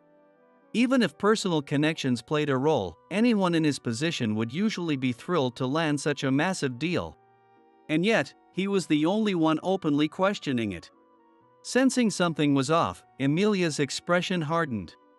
Signing a $135 million contract just because you have a friend? That's quite the insult to our judgment. Or perhaps, Kenneth. Is there some reason you don't want this deal to go through? No, that's not what I meant. For example, did you make a deal with your competitors? Maybe promising to help them secure the contract in exchange for a nice reward? Kenneth's face turned pale. He stammered, trying to come up with an excuse, but his words were barely coherent. I'd like to hear more about that. Amelia said, her sharp gaze locking onto Kenneth's as she gave him a cold smile. Unable to bear it any longer, Kenneth confessed everything. He had been approached by the rival company with an offer to become their vice CEO. There was a condition, though. He had to sabotage our company from the inside to put us at a disadvantage. That's why Kenneth came up with a scheme and lied about the interpreter canceling at the last minute. Amelia, who had been staying at the hotel since the day before, returned from her jog shortly before the meeting and saw an older man at the front desk kicking a German guest out of the hotel. Curious, she had stopped to ask the man what was going on. He had told her, I was supposed to be the interpreter for today's meeting, but that man suddenly ordered me to leave. At the time, she didn't understand the significance of the incident. But when she arrived at the negotiation room and recognized Kenneth as the same man from the hotel lobby, she realized something was off. Confronted with her direct question, why did you send the interpreter away? Kenneth turned deathly pale. Under pressure, he admitted everything. Apparently, the rival company had been struggling financially for some time, and they approached Kenneth in a desperate attempt to secure this contract. In the end, not only did Kenneth lose his chance at the vice CEO position, but he was also swiftly dismissed at the next shareholders' meeting and forced out of the company. Rumors of his misconduct spread quickly among the employees, most of whom had already disliked him. And of course, the media didn't ignore the scandal. Unlike in my case, everything written here is true, so there's no room for sympathy. As for me, I was promoted from company driver to the executive secretary's office. But I still continued to drive Mr. Thompson personally. After everything that happened, I finally told Amelia the full story of what had transpired since I returned to Japan. She had been looking for me ever since we lost contact. All this time, I had thought I was alone, that I had no one to rely on. But in reality, there had been someone searching for me, thinking about me, and wanting to reconnect. Just knowing that was enough to make me feel like I had been saved. We started dating again and eventually decided to get married. I had been raised in comfort and privilege for most of my life, so even though my parents had abandoned me, I held no resentment toward them. Still, the loneliness I had carried all this time, she would be the one to fill that void. And someday, I hope there will be a day when I can introduce her to my mother. They told me that monsters don't deserve to go on a trip. In a corner of the station, a woman stood frozen in shock. With a trembling voice, she spoke. She had been looking forward to the company trip. But at the last moment, just before departure, it was canceled. The woman standing before me looked deeply hurt, fragile. Her long hair covered her face, making it impossible to read her expression. But her posture spoke of profound disappointment. In her tightly clenched hand was a fake bullet train ticket. On it, scrawled mockingly, were the words, "Monsters aren't allowed to board." A surge of anger ignited within me. Rebecca! She never intended to take you along from the start. Everything she had been looking forward to was about to be crushed. At that moment, an idea sparked in my mind. Emily, leave this to me. I'll make sure something is done. I pulled out my phone and dialed a number. Hello? This is an emergency. I need immediate action. Thus began my fight to right this injustice against my colleague. My name is Thomas. I work at one of Japan's 4 largest insurance companies. Originally, I was a temp worker at one of its affiliated firms, mainly handling insurance consultations. I chose temp work because it allowed me the flexibility to gain diverse experiences. But as I dealt directly with customers and their concerns, I came to deeply appreciate the importance of the insurance system.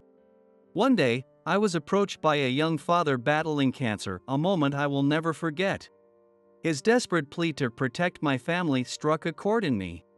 When I proposed a suitable insurance plan, relief washed over his face. That moment made me realize the true significance of this job. Since then, I began thinking about the necessity of insurance plans that truly cater to individuals. Elderly people worried about retirement, young adults chasing their dreams, newlyweds starting families. I immersed myself in understanding their concerns and creating tailored plans to meet their needs. Aspiring to move into product planning and sales, I spent late nights devouring insurance books and sacrificed weekends to study for certifications. My efforts paid off. I steadily climbed the ranks within the temp agency. And about 6 months ago, I finally got introduced to this company. Now, I find immense fulfillment in my work, knowing I play a role in securing people's futures. Just the other day, a longtime client, a retired couple, told me, "Thanks to you, we can enjoy our retirement with peace of mind." It was incredibly moving.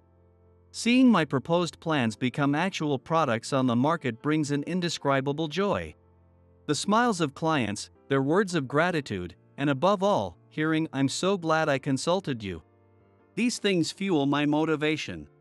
Fortunately, my department is filled with ambitious colleagues who constantly push each other to improve. Our weekly meetings are intense, filled with heated debates as we share knowledge and experiences. Sometimes, harsh opinions fly around, but it's all for the sake of our clients. This job isn't just about numbers or contracts. It's about standing by people's lives and securing their futures. This profound mission drives me to aim even higher.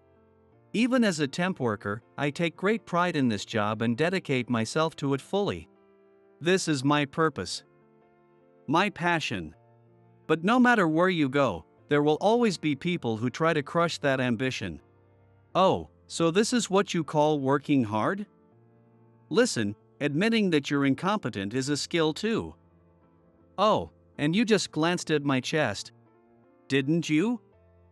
Yup, time to report you to HR. Wait. Rebecca, please. The woman strutting out of the office in a tight mini-skirt and a revealing suit, heels clicking against the floor, was none other than our department head, Rebecca Lawson. She hardly did any work herself, yet she set impossible goals for the employees. And if they managed to achieve them, she took all the credit. If they failed, she tore into them mercilessly, just like she did earlier. This place was practically her personal dictatorship. Sure, she was the wife of an executive, but her tyranny had gone far beyond reason. I once heard a story about her. A while back, an employee was caught in an accident on their way to a client meeting. They weren't injured, but they couldn't make it on time. The client, of course, was more concerned about their well-being than the delay. There wasn't a single sign of anger on their part. But when Rebecca heard about it, she had this to say. "My husband told me something once.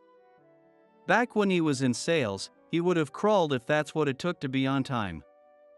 You know what that means? It means you've not only disrespected me but also my husband, Michael, the executive director. So, I guess I'll have to decide on an appropriate punishment, right? Not long after, that employee mysteriously disappeared from the department. Rebecca wielded her status as the executive director's wife like a weapon, doing whatever she pleased. And, of course, her absurd cruelty extended to me, a temp worker. Temps are such a nuisance. Thomas, your desk would be perfect for my massage chair. Right by the window. Hey, remind me. When does your contract end? Oh, I guess I could have a word with HR and get it cut short? Without looking at her, I gave a meaningless nod and continued working. Only after hearing the sound of her heels clicking away in the distance, I let out a deep sigh.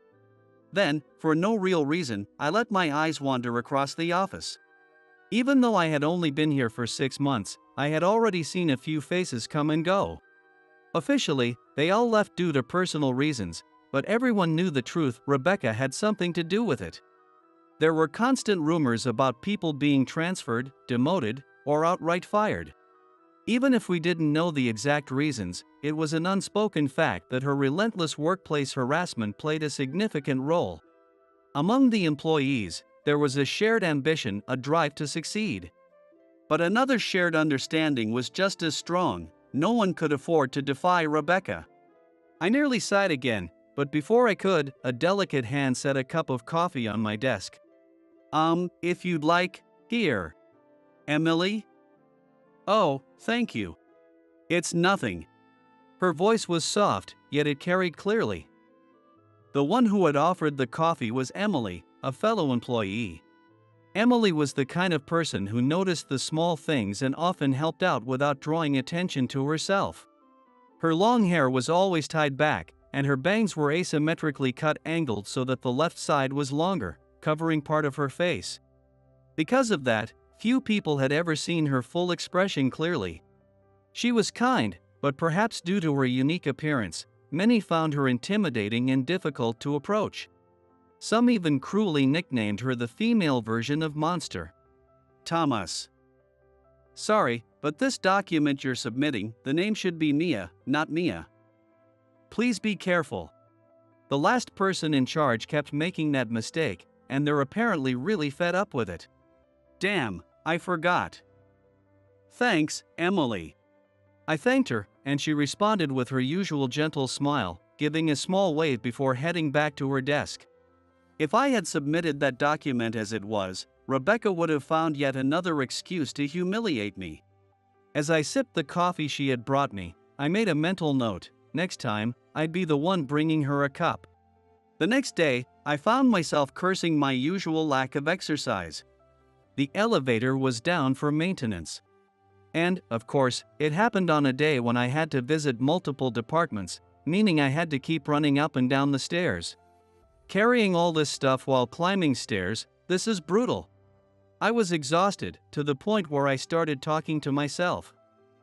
By the evening, my legs felt like lead. At last, I thought to myself, just one more trip.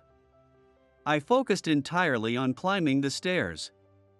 That was my mistake.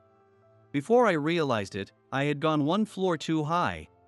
I stopped, staring blankly at the floor number, feeling my consciousness drift. Oh? Thomas? Emily had entered the stairwell. She must have been using the stairs as well. She looked genuinely shocked to see me just standing there like that. Emily. Hey. I need to head back down. Wait, Thomas, you're wobbling. That's dangerous. I hadn't noticed just how unsteady I had become. As I turned to descend the stairs, my foot missed the step. In an instant, Emily grabbed my shirt with all her strength and yanked me back. I had no resistance left, I was completely at her mercy. As I fell, my brain finally snapped into action. In a last-second decision, I managed to slide my arm between her head and the floor to cushion her impact. But that was all I could manage. Gravity took over, and I collapsed. Right on top of Emily. With a loud thud, silence filled the stairwell for a moment. One of my hands had unconsciously grabbed onto her arm, while one of my legs had slipped between hers in an awkward position. And when I finally opened my tightly shut eyes, my gaze was immediately drawn to Emily's blouse, slightly disheveled from the fall. Instinctively, I jerked my head up, only to find something even more distracting. Emily's flushed face, her eyes slightly widened in surprise, her lips parted as if about to speak. My hand was still pinning down her arm. I knew I was in the wrong. But the sudden realization of just how stunningly beautiful she was left me swallowing hard. Long eyelashes, large expressive eyes, soft, glossy lips, and then, my gaze landed on something else. A scar. A faint but noticeable mark extended from her forehead, tracing around her left eye a sign of an old injury. Its edges slightly rough against her otherwise flawless skin. She usually kept that part of her face hidden behind her long bangs. She must have thought I was staring at her scar. Suddenly, she pulled her arm free and hastily covered her face with both hands. I snapped out of my daze and quickly helped her up. Emily. I'm so sorry. Are you okay? It's fine. I was the one who pulled you so hard, after all.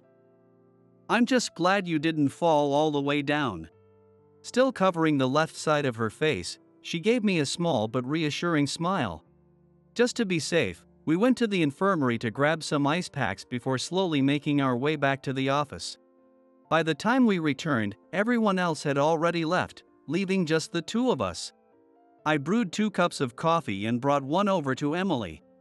I had planned to thank her again, but before I could say anything, she took the cup with a small smile and spoke first. I must have startled you, this scar. It happened when I was a kid. It's faded a bit, but the red-black marks still linger, so I try to keep it hidden. It's not exactly pleasant to look at, kind of like a horror movie monster with special effects makeup, right? Did you fall or something? Yeah, something like that. I slid across the concrete, scraped my face up pretty bad. But I don't regret it. She said it with a smile, but I could easily imagine how much she had struggled with it over the years. Her long hair always flowed smoothly down her back. But her bangs seemed a bit drier, probably to keep them in place so they wouldn't shift and expose her scar. I found myself staring at her face again. Noticing my gaze, she shifted uncomfortably and spoke in a small voice. I lied a little. Back in elementary school, my friends knew about my scar, so it wasn't a big deal. But when I moved in middle school, I tried to be confident I didn't hide it at first. But then, I overheard someone say, "Yuck, that scar is creepy. I hate seeing it." After that, I started growing out my bangs and keeping my distance from people. I quietly set my own coffee down on my desk and looked at her again. You probably won't believe me, but I honestly don't think it matters at all. The reason I stared earlier when we fell was because, well, I was just thinking, you're really beautiful. As soon as the words left my mouth, embarrassment hit me like a truck. I dropped my gaze to the floor. Curious about her reaction, I stole a quick glance at her. Our eyes met. She was holding her cheeks, her face completely red. Beautiful? Thomas, what are you saying? People call me a monster, you know? Are you sure you're looking at the right face? I looked, and I'm telling you the truth. I met her gaze with unwavering sincerity.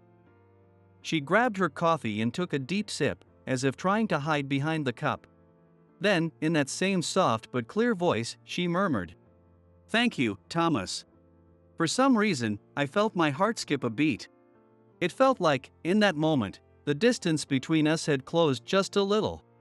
As she lifted her head again, she still looked embarrassed, but her left eye, usually hidden, was now fully visible. For the first time, I could see her smile with both eyes. That alone filled my chest with warmth. A few days passed, and I started noticing a shift in how people viewed Emily. She had always been exceptionally skilled at her job, but now, people were finally recognizing it. She had always been perceptive. But now I realized it wasn't just about pointing out mistakes, she was constantly thinking ahead, making sure things went smoothly before problems even arose. She had been silently holding this department together all along. For example, before an important business meeting, she would always double-check with all involved parties, ensuring that even minor discrepancies were caught and resolved beforehand. A lot of the successful deals we had taken for granted had actually been made possible because of her meticulous preparation. In a department with such high employee turnover, Emily's accumulated knowledge was invaluable. Her mind was a treasure trove of customer data, stored through years of experience. Even with complex cases that often left new employees struggling, Emily continued to provide precise advice based on past experiences. Only now were people beginning to realize the depth and breadth of her knowledge. Additionally, whereas before she had seemed to move cautiously when speaking with me, now she carried an energy that complemented her gracefulness. In other words, she had become even more captivating. So much so that my colleagues had even started asking me things like, "Hey, do you think Emily has a boyfriend?" Honestly, I had mixed feelings about it, because I was beginning to realize that I, too, was drawn to her. Lost in those complicated feelings, I continued working. Then, the rich aroma of coffee drifted over my desk. It was Emily with some coffee. "Thomas, if you'd like, here. Also, you're furrowing your brows." "Oh, thanks." At some point, most people had left the office. Here in this somewhat hidden corner by the window, it almost felt like we were alone. Not knowing what to say, I reached for the coffee. But before I could take the cup, Emily suddenly grabbed my hand. "Emily?" The others in the department, they've been telling me how easy to talk to me lately and they enjoy our conversations. I guess. Even though I said I didn't care, I must have built walls around myself because of my scar. I could feel her warmth through her grip. That warmth seemed to spread, making my own body temperature rise. I was sure my face was red. And then, just like when she had caught me from falling, she looked at me with flushed cheeks. "It's because you told me you didn't care, Thomas." I don't know why. I had friends before who said the same thing. But somehow, when you said it, it really lifted something off my heart. Now, I can say it properly. I like my own face. Thank you. I was at a loss for words. I could only smile. By now, I had fully realized it. It wasn't just that I might be attracted to her. I was definitely falling for Emily. With her improved communication with the team, Emily's work was gaining more and more recognition. However, someone wasn't happy about that. Rebecca Lawson began to show her displeasure in obvious ways. I had heard rumors that when Emily first joined, Rebecca used to mock her about her scar. But this was on another level. Rebecca would deliberately engage with employees near Emily's desk, speaking loudly enough for her to hear. "Yuck, the monster is really useless, isn't it? We can't have that face greeting sudden visitors, it'd be an embarrassment to the company. Honestly. As a woman, she's completely done for. If it were me, I'd hide in a cave forever." That would really complete the monster image, wouldn't it? She clicked her heels against Emily's chair as she spoke, sneaking glances at her. I was furious. But seeing how Emily remained focused on her work, refusing to react, I found myself hesitating to step in. The others, too, were clearly uncomfortable, but no one dared to defy Rebecca. Just then, a piece of good news arrived. An email went out to all employees about the upcoming company trip. The moment it landed in everyone's inboxes, Rebecca shot me a side glance before raising her voice in an exaggeratedly cheerful tone. "Oh, I'd been wanting to check out this hot spring. I mentioned it to my husband, so maybe he pulled some strings for me." "Thomas, do you like hot springs?" "Oh wait, never mind. You're a temp, aren't you?" That means you're not invited. Silly me. Rebecca's usual snide remarks. I ignored her and pulled up the inn's website. It did seem like a nice place, peaceful, with a beautiful setting. Apparently, the company organized a trip every year, but this time, everyone seemed especially excited about it. The plan was a bullet train ride to the destination, followed by a one-night stay at the Hot Spring Inn. As I listened to the chatter around me, I suddenly felt a tug on my sleeve. Before I knew it, I had been pulled back to my desk. "Hey, Thomas, can I ask you something?" Emily stood before me, glancing around cautiously as if making sure no one was listening. Of course, the consultation she was referring to was about the company trip. She had never attended in previous years, feeling self-conscious about her scar. But this time was different. The team, they all told me I should come with them. What do you think? I really want to try the hot springs. And I'd finally get to talk with everyone more. Oh. But I don't think I have any travel outfits. Ha ha. I couldn't help but laugh at Emily's flustered excitement. I looked at her, slightly panicked, and said, "You don't need to ask me. You already want to go, don't you? It'll be fine. You'll have a great time." Emily placed a hand over her chest and, little by little, her expression softened into a smile. She looked like someone already excited for their very first company trip. It was adorable. A trip. I'm going to take so many pictures. Just imagine you're there with me, Thomas. Oh, should I get you something sweet as a souvenir? Or maybe something savory? Ah, sorry. I'm just getting carried away, aren't I? Her bright, travel-ready smile was contagious. I found myself grinning along with her. It's fine. Just have a fun. As for souvenirs, I like both sweet and spicy things, so surprise me. I'll bring back more than you can handle. Look forward to it. I knew she'd bring me plenty of souvenirs, probably too many. But more than that, I had a feeling she'd return with a flood of stories. Ones that wouldn't fit into a single conversation. Even though I wasn't going with her, the thought of listening to her excitedly share her experiences over pictures sounded nice. I had no doubt that we'd share those moments when she returned. But I never could have imagined what Rebecca would pull next. The company trip was scheduled for the weekend. I told myself she'd be fine, but in the end, I secretly decided to go to the station to see Emily off. Okay, maybe a small part of me just wanted to see what she looked like in casual clothes. However, the train I was on got delayed. By the time I arrived, I knew I had already missed the departure time. Since they were taking the bullet train, everyone had probably gone through the gates on schedule. I figured there was no point, but since I was already there, I casually made my way toward the bullet train's gates anyway. It was a busy Saturday, and the station was packed. I glanced around once before convincing myself that Emily had already left. I turned to leave. But I didn't miss the figure that appeared at the edge of my vision. Abandoning any thought of what might have happened, I ran toward the shadow. Emily? Where is everyone else?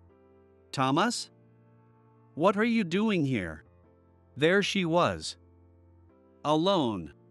None of our co-workers were anywhere in sight. She looked down at the travel bag at her feet, her voice barely above a whisper. I guess I'm not really human after all. I found her a short distance from the bullet train's gates, standing alone in the crowd. Her hands hung loosely at her sides, gripping a ticket. Then, with a forced, hollow smile, she turned to me.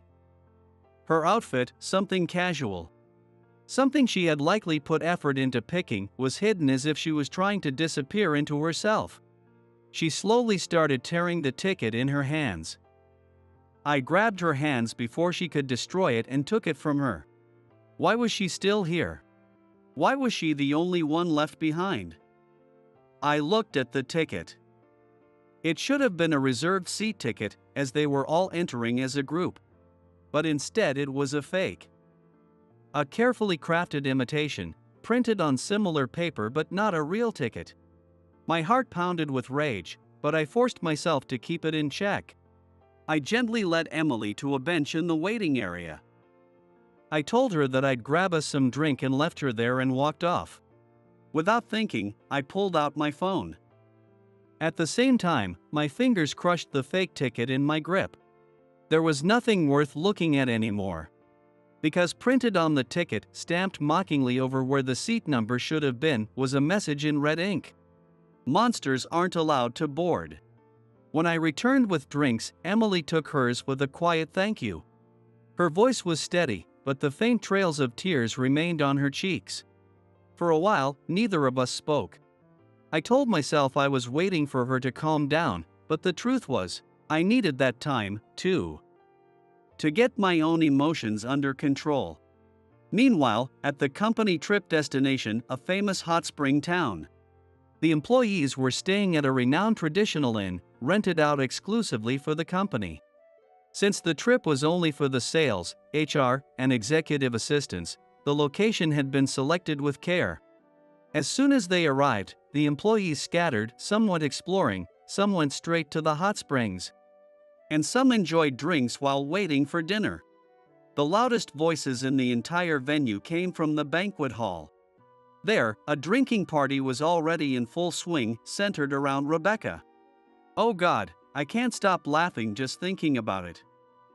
You all saw that face too, right? It was hilarious. Dressing up all fancy for a company trip, only to be stopped at the gate. She really should have known her place. It was priceless. With alcohol fueling her already sharp tongue. Rebecca was enjoying herself at Emily's expense. The employees around her seemed to have been dragged into the drinking session against their will. They laughed along, but their eyes darted around, looking for a chance to leave. Looks like you're having a great time, Rebecca. Well, of course, I. Her face stiffened the moment she realized I was standing right behind her. The other employees, who had been drinking, all stopped mid-sip, their glasses hovering in the air. After talking with Emily at the station, I had taken a later bullet train to come here with Emily. At first, I had intended to come alone, but she insisted on coming too. She wouldn't take no for an answer. But this was my confrontation with Rebecca. I had asked Emily to stand back for now. Thomas. What the hell are you doing here? Wait, don't tell me you paid your own way to come and beg to join us? How pathetic. Oh no, wait. You brought the monster with you too? I guess miserable people stick together, huh? Rebecca sneered, taking another swig from her beer mug, then leaned forward to openly leer at Emily. It had only been a few hours since what happened at the station, and Emily's eyes were slightly watery, but she held her ground. She met Rebecca's gaze with a sharp glare. That, of course, only made Rebecca angrier. With a loud slam, she banged her beer mug onto the table and glared back at Emily. What? Did I say something wrong? No, right? Maybe if you looked in the mirror, you'd finally get a clue. Just seeing you is making me sick. Absolutely disgusting. She let out a shrill, drunken laugh. Before coming here, I had asked Emily to stay silent, no matter what happened. So she was holding back. But I could feel her grip tighten on my back. This was enough. I patted Emily's hand gently, signaling her to let go, then stepped forward. I glanced around the room before leaning an elbow on the table and staring directly at Rebecca. The air shifted. The laughter stopped. The clinking of glasses stopped. Even Rebecca, sensing the sudden change in atmosphere, froze mid-laugh. What? Rebecca. Just saying her name made her flinch. I pulled out my phone, scrolling through the files that had just been sent to me. Then, in a calm, measured voice, I spoke. For now, let's set aside the issue with Emily's ticket.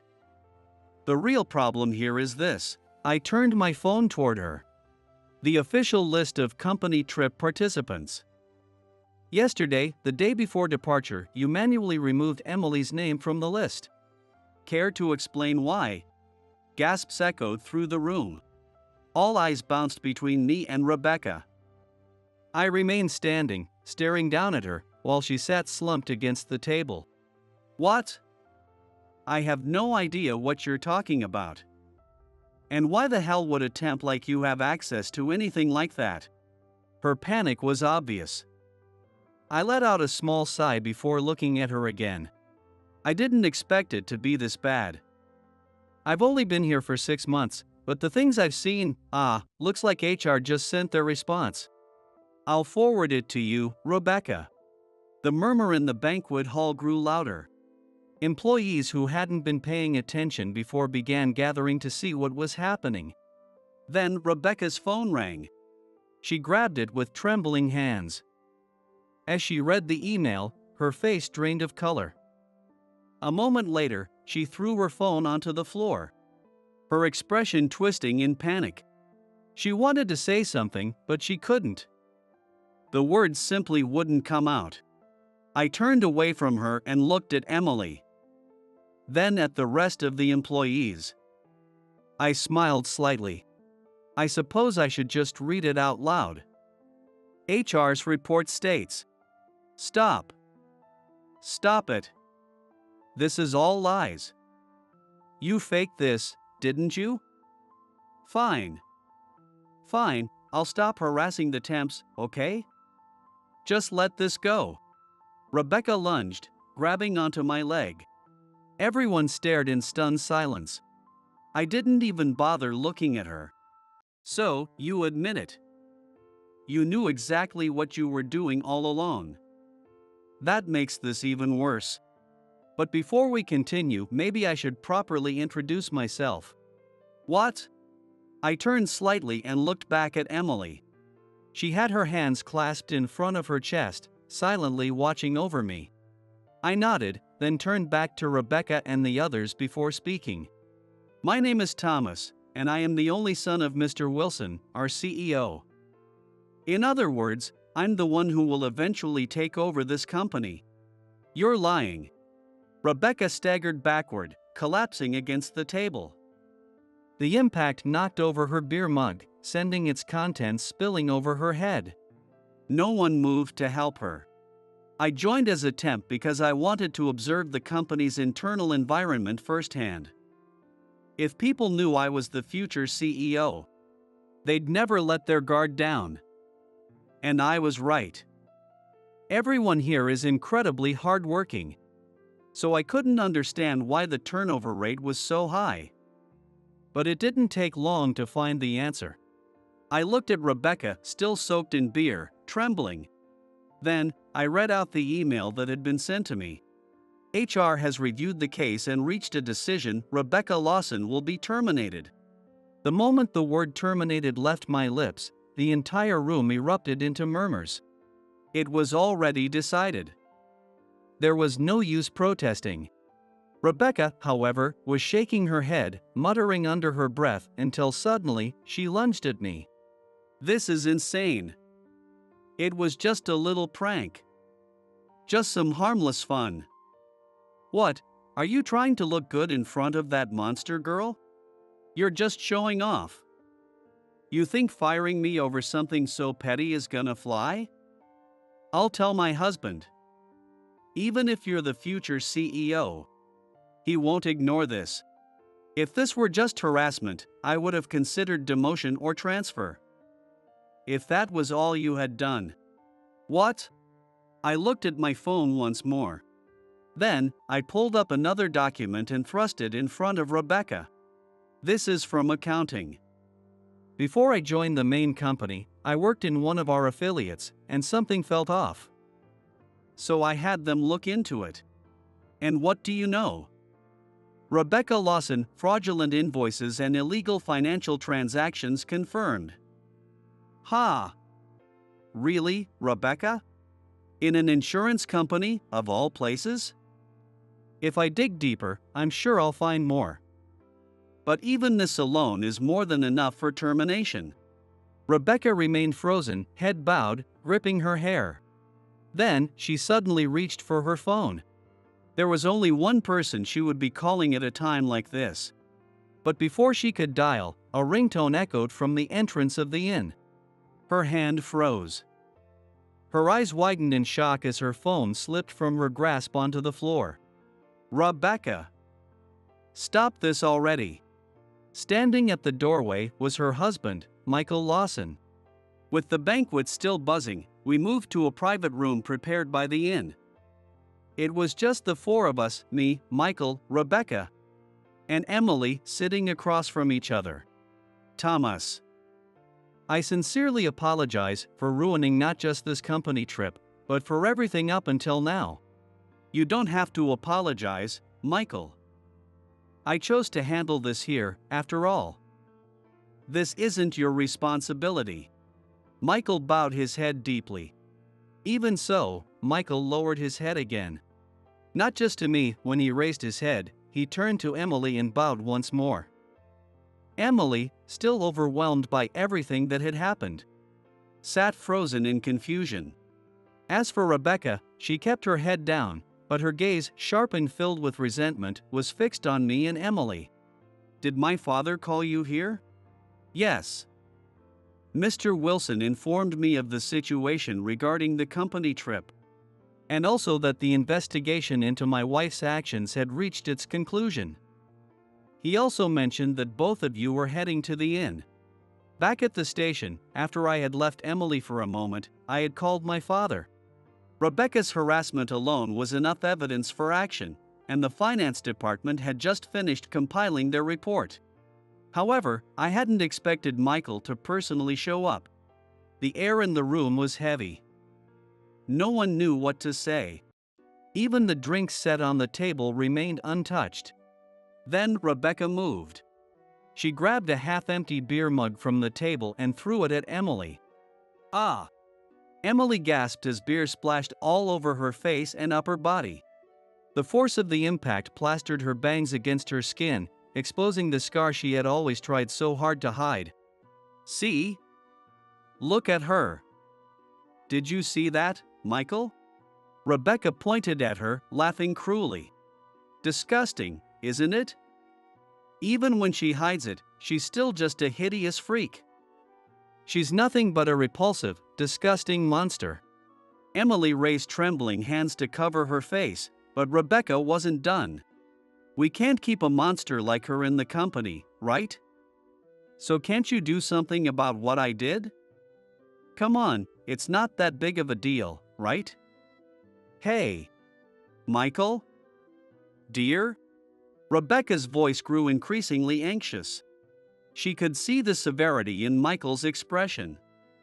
His gaze had hardened. Rebecca. His voice was low, firm. Stop this already. But Michael. That monster.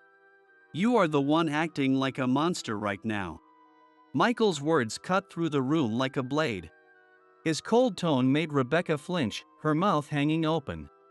Then, his gaze shifted to Emily. The moment he truly looked at her face, he couldn't seem to look away. Emily, was it? That scar over your left eye, where did you get it? Oh, this? I fell hard on the concrete when I was a kid. Could it be that your childhood nickname was Mimi? Wait, yeah, my friends used to call me that. But, how do you know that? Before she could finish speaking, Michael quickly moved beside her and took both of her hands in his. Emily shot me a confused glance, but I had no idea what was going on either. Then, I saw something I never thought I would see, tears welling up in Michael's eyes. It's you. I've been searching for you for so long. I'm only here today because of you. But to think I left you with a scar like this for life. I can never apologize enough. Wait, are you that man from back then? Yes, it's me. He wiped his tears and began to explain what had happened all those years ago. It must have been about 20 years ago. I was being considered for a managerial position in the sales department. I was on my way to an important contract negotiation with a major client. If the deal went through, my promotion was secured.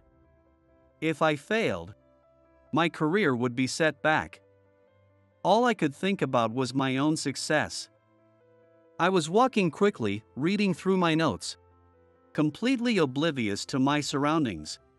Michael looked down as he spoke, his voice filled with regret. Emily, covering her mouth, seemed to be recalling the memory as well. I only looked up when I heard a child's voice scream, "Watch out." The next thing I knew, I had fallen onto the pavement. Only then did I realize I had been pushed aside. A group of students on bicycles had been riding toward me without watching where they were going. I had been so absorbed in my documents that I hadn't seen them either. They immediately apologized, but I was in shock. Then I looked around and saw a little girl sprawled on the ground nearby. I ran over to her and asked if she was okay. She just smiled and said, "Ow.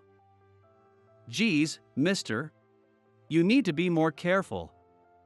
She had scraped her hands and knees, but the worst injury was on her face. Blood was slowly seeping across her skin. Even then, she laughed it off. He stopped speaking for a moment, his breath unsteady. Then his shoulders shook. He pressed his hand against his forehead. I was such a fool. She said she was fine and ran back to the park. I should have taken her to a hospital. But then, I checked my watch. My meeting was about to start. And I chose my career over her. Over the child who saved my life. I was promoted soon after. But every time I walked through that street, I searched for her. The little girl whose friends called her Mimi. Oh. I moved away after that. It was my last day in town, so I wanted to play with my friends as much as I could. I see. Even if you hadn't moved, I was too much of a coward to face you. I was afraid. I had abandoned the very person who had saved me. When my wife mentioned that a new hire with a scarred face had joined the company, my heart stopped. If her injury hadn't healed, then that meant I had truly failed her. Emily reached out and gently placed her hands over Michael's. Her bangs were still damp and disheveled from the beer, revealing her scar, but she smiled. Michael, or should I say, Mr., from back then. My scar stayed because I chose to keep playing instead of going to the hospital right away. Sure. There were hard times, but I met someone who told me I was beautiful. So you don't need to feel guilty anymore. I'm just really happy I was able to help you that day. Mimi.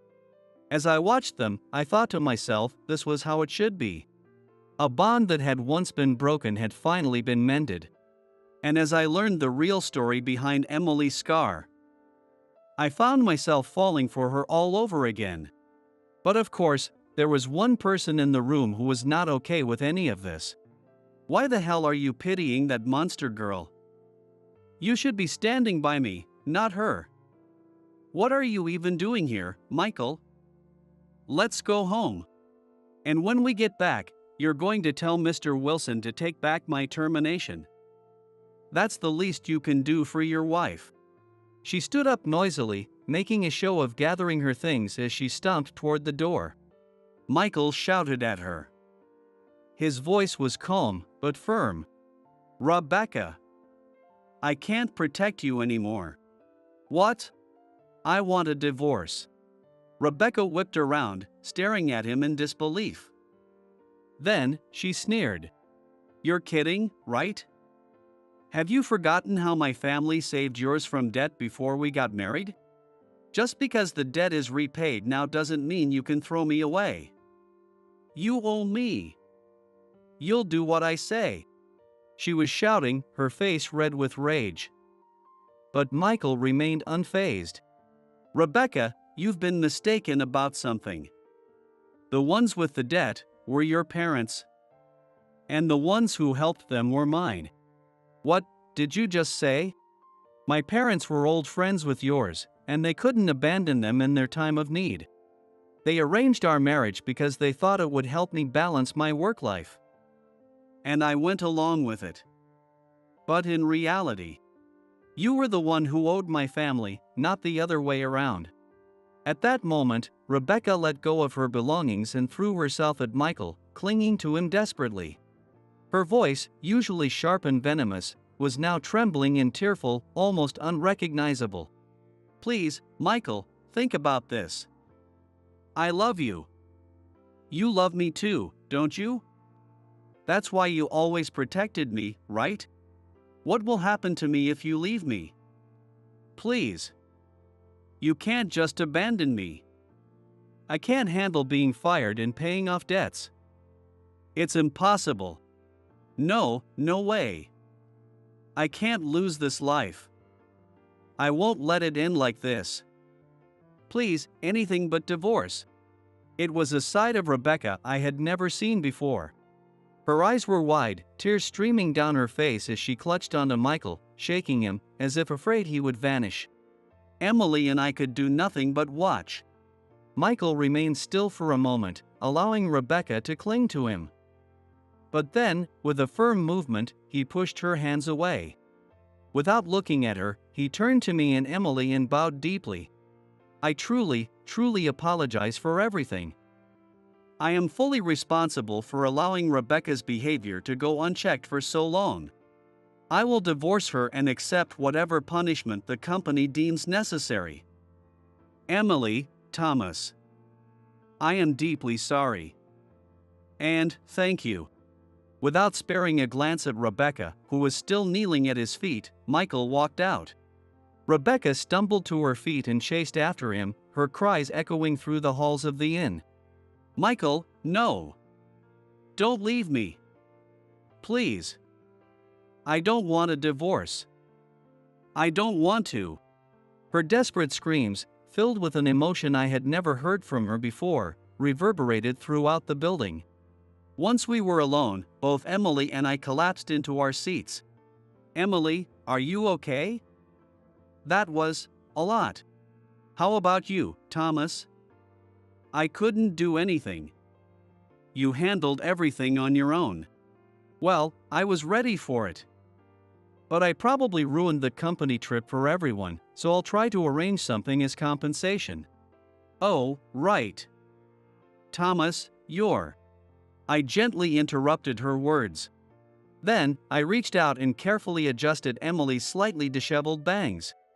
For a moment, I worried she might pull away, but instead, she blushed slightly, closed her eyes, and let me do it. I'm your coworker, Emily.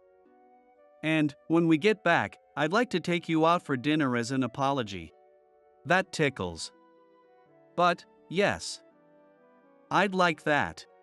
I wasn't sure if she meant my fingers adjusting her hair or my way of asking her out, but either way, her bright smile made me forget everything else.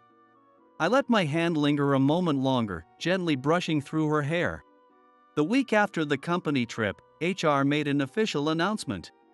Rebecca was terminated, and Michael voluntarily stepped down from his position, requesting a demotion. The official reason cited was serious violations of company regulations, but it didn't take long for rumors to spread. People quickly learned about the fraudulent transactions, the debts, and even the divorce. Apparently, Rebecca's family owned a small factory, which had been a client of our insurance company. One of our sales representatives had visited and, to his shock, saw Rebecca no longer the glamorous, condescending boss dressed in worn-out work clothes, being scolded by a senior worker. When I heard about it, Emily confided in me. So, that factory belonged to Rebecca's family. I think I might have met her once when I was a kid. I remember wandering around with my friends and finding a small factory. In one corner, there was a little outdoor setup, just a chair and a table. A girl was sitting there. We accidentally got too close, and she noticed us. She gave us some candy and whispered, "I'm a princess, but it's a secret. Okay?" A princess, Rebecca had likely spent her childhood dreaming of a world far beyond that small factory. she had chased power and status. But once she had it, she twisted it into something toxic. Instead of leading, she chose to control. Instead of inspiring, she chose to crush others. I still can't forgive her. But it's sad, in a way. Yeah. Michael told me later that, even after the divorce, he wasn't completely cutting Rebecca off. He had been reassigned to a different department in a completely different field. It would be a challenge, but as long as he remained in this company, I hoped he could find a better path forward. 2 months passed. A new manager, Elena, was assigned to our department. And with her arrival came an exciting new project, the development of an innovative insurance plan. Emily and I were both selected for the team. My father had recently suggested that I start transitioning into an executive role, but I chose to stay where I was. I had been working on this idea since my days handling customer consultations, and now I had the chance to bring it to life. As someone who would eventually lead this company, I wanted to see this project through. If it succeeded, it could change the industry. The office had been bustling with activity, but today, the atmosphere was particularly charged with excitement. And if I was being honest, I was probably the most anxious one of all. She wanted to surprise everyone, so I hadn't been allowed to see her at all. After all, today was the day Emily was returning to work after her surgery. Ever since the company trip, we had spent more and more time together.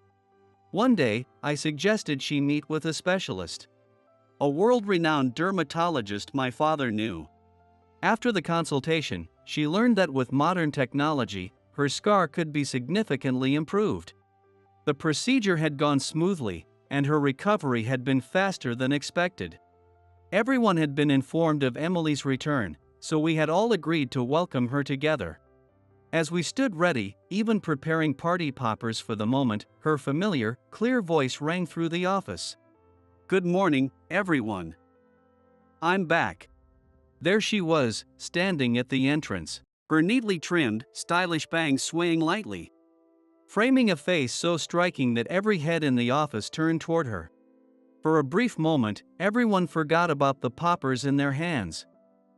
Instead, they rushed toward her, surrounding her with cheers and applause. The entire office erupted in celebration. And soon enough, word of Emily's transformation spread throughout the company. It made me truly happy that others could finally see how incredible she is. But if I was being completely honest, it also made me uneasy. Because before I could even properly express my own feelings, her charm had captivated the entire office. I really messed up my timing. "Thomas, here. Coffee. And your eyebrows are all droopy." "Oh, thanks."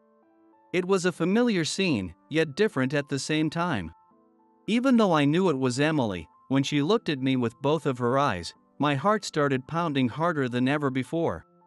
"Hey, everyone was planning to celebrate tonight, but I asked them to move it to tomorrow." "Oh, right. I did hear something about that. Do you have plans today?" "Yeah. That's why I came to talk to you.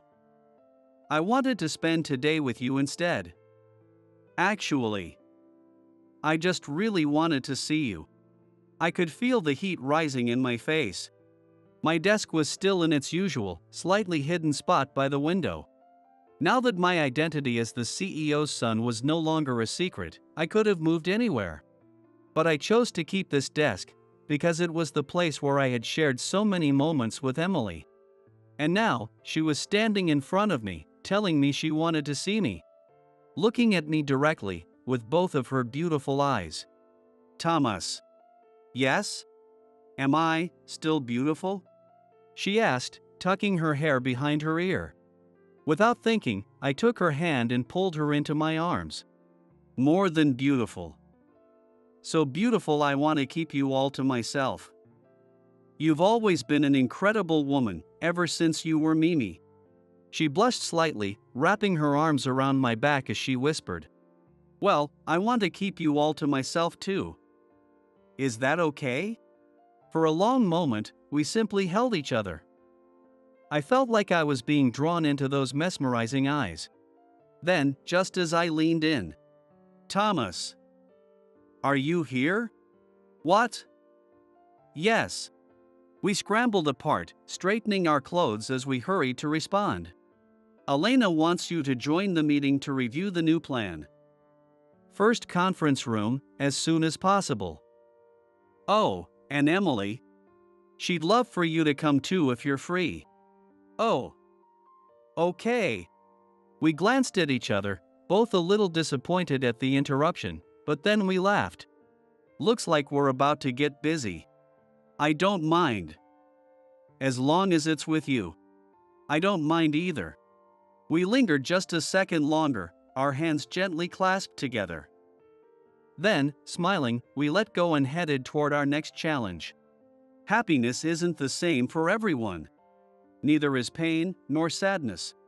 But in life, I think we all need someone who understands us, or at least, someone willing to try. So that we don't have to carry everything alone.